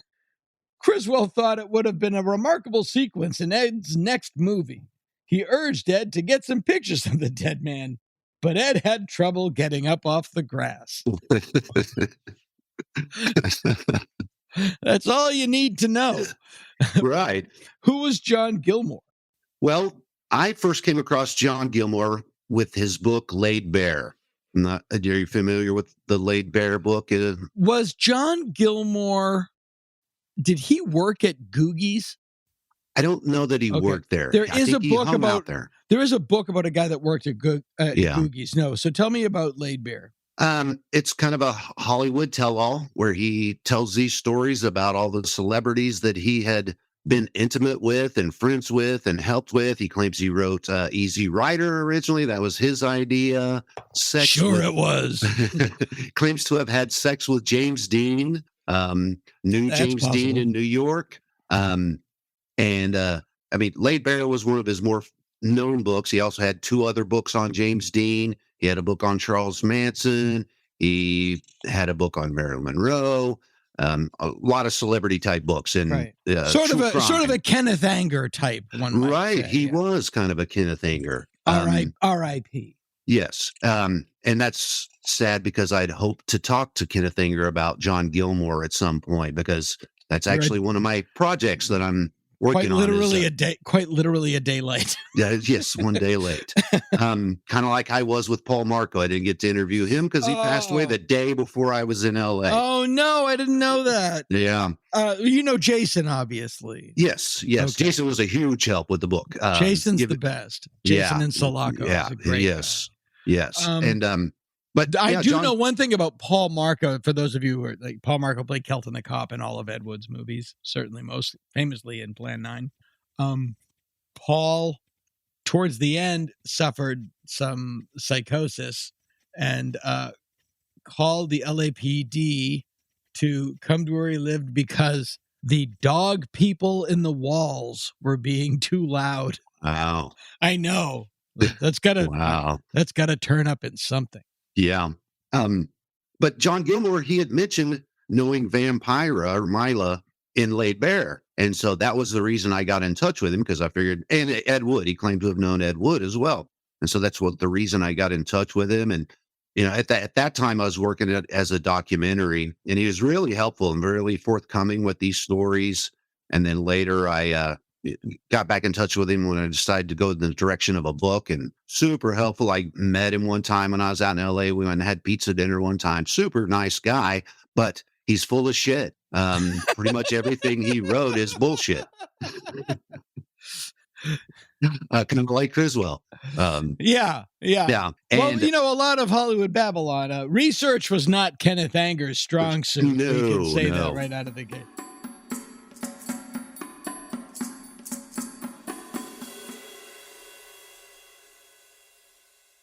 Oh, my friend, coming events have already cast their shadows, and whether you believe it or not, this is all to be a part of your incredible future.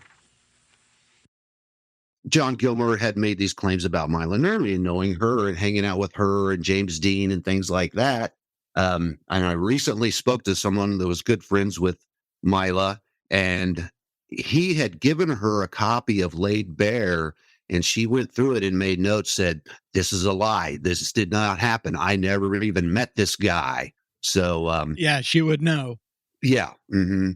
And so that was one of the interesting things about that. And so, after a while, I'm thinking, well, maybe those stories he told me about Criswell and Ed Wood are bullshit as well. And I tend to think they probably are. But they make good copy.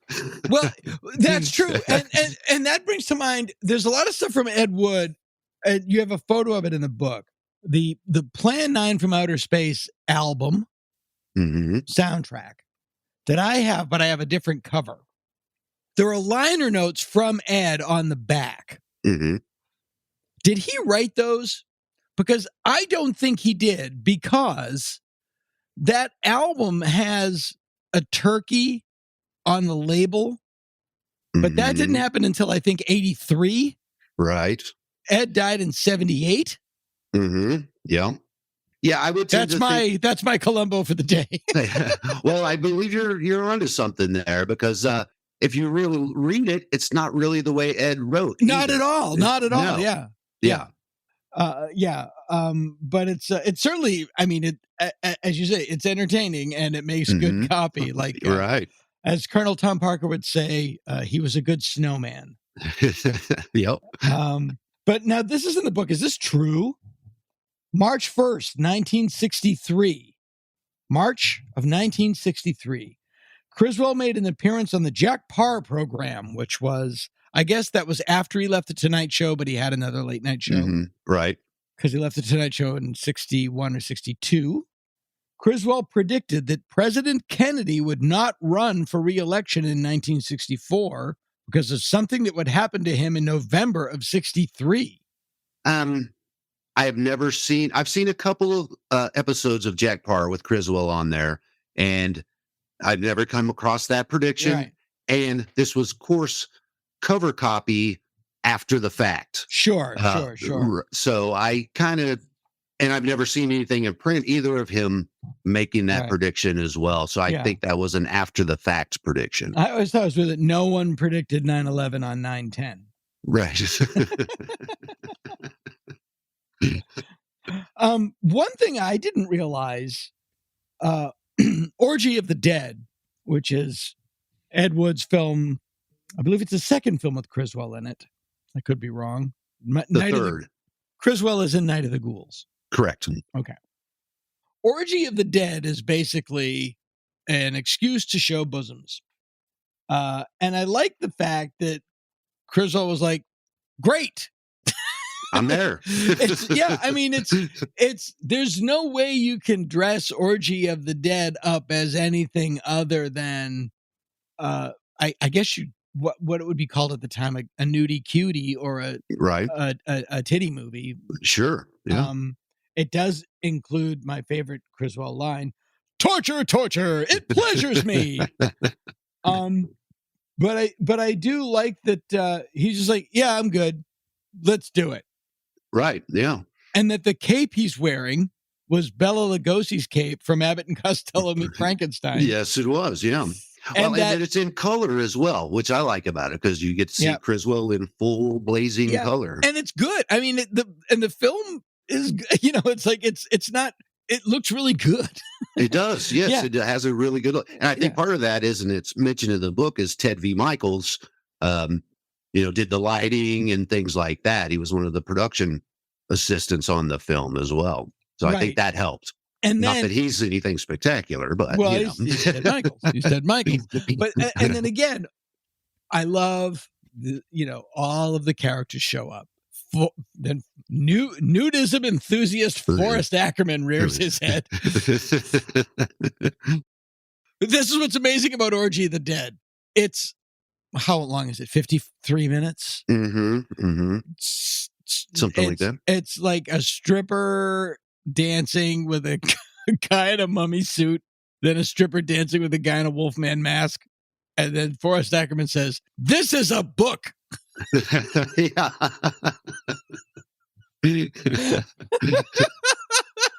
And Ed made it a book.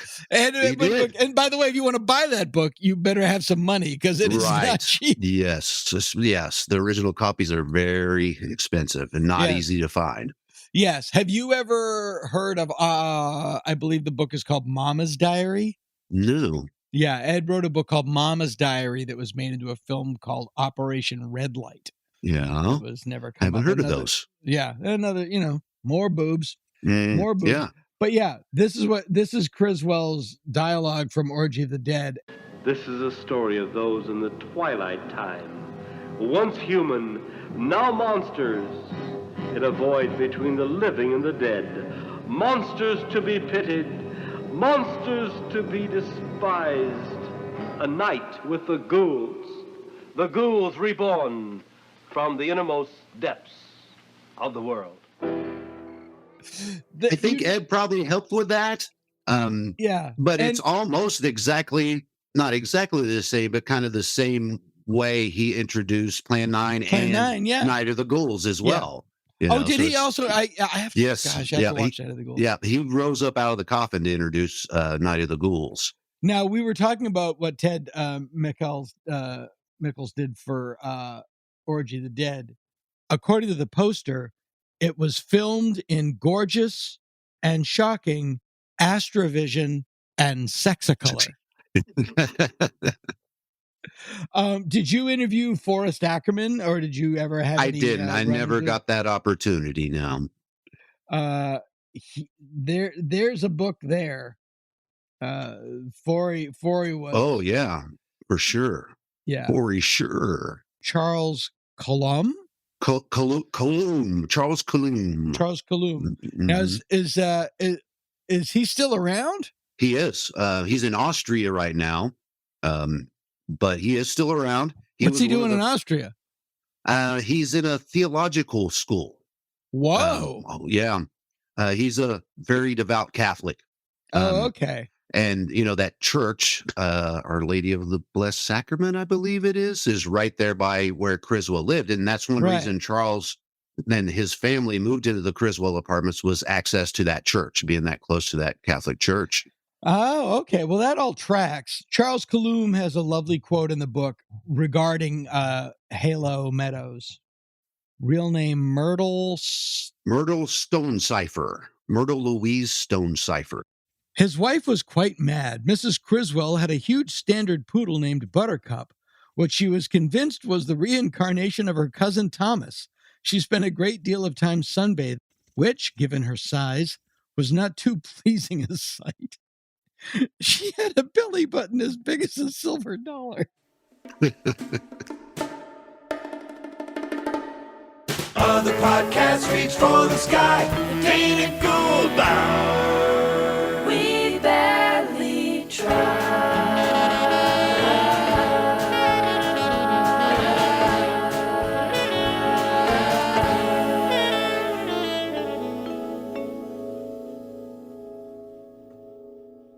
This has been the Dana Gould Hour, brought to you by the Internet. Music by Andy Paley, with Jake Posner behind the board. Produced by Jeff Fox. Graphic design and web production by Spencer Hunt and Segan Friend. Sound editing and post-production by Jalinda Palmer and Joe Napolitano. Hey, if you like the show, why don't you drop us a line at show@danagould.com. Tom Kenny speaking. I'm a DJ, I'm a person, I'm a singer, I love to sing and DJ. Boom! Peace out. You want me? Peace out. Boom.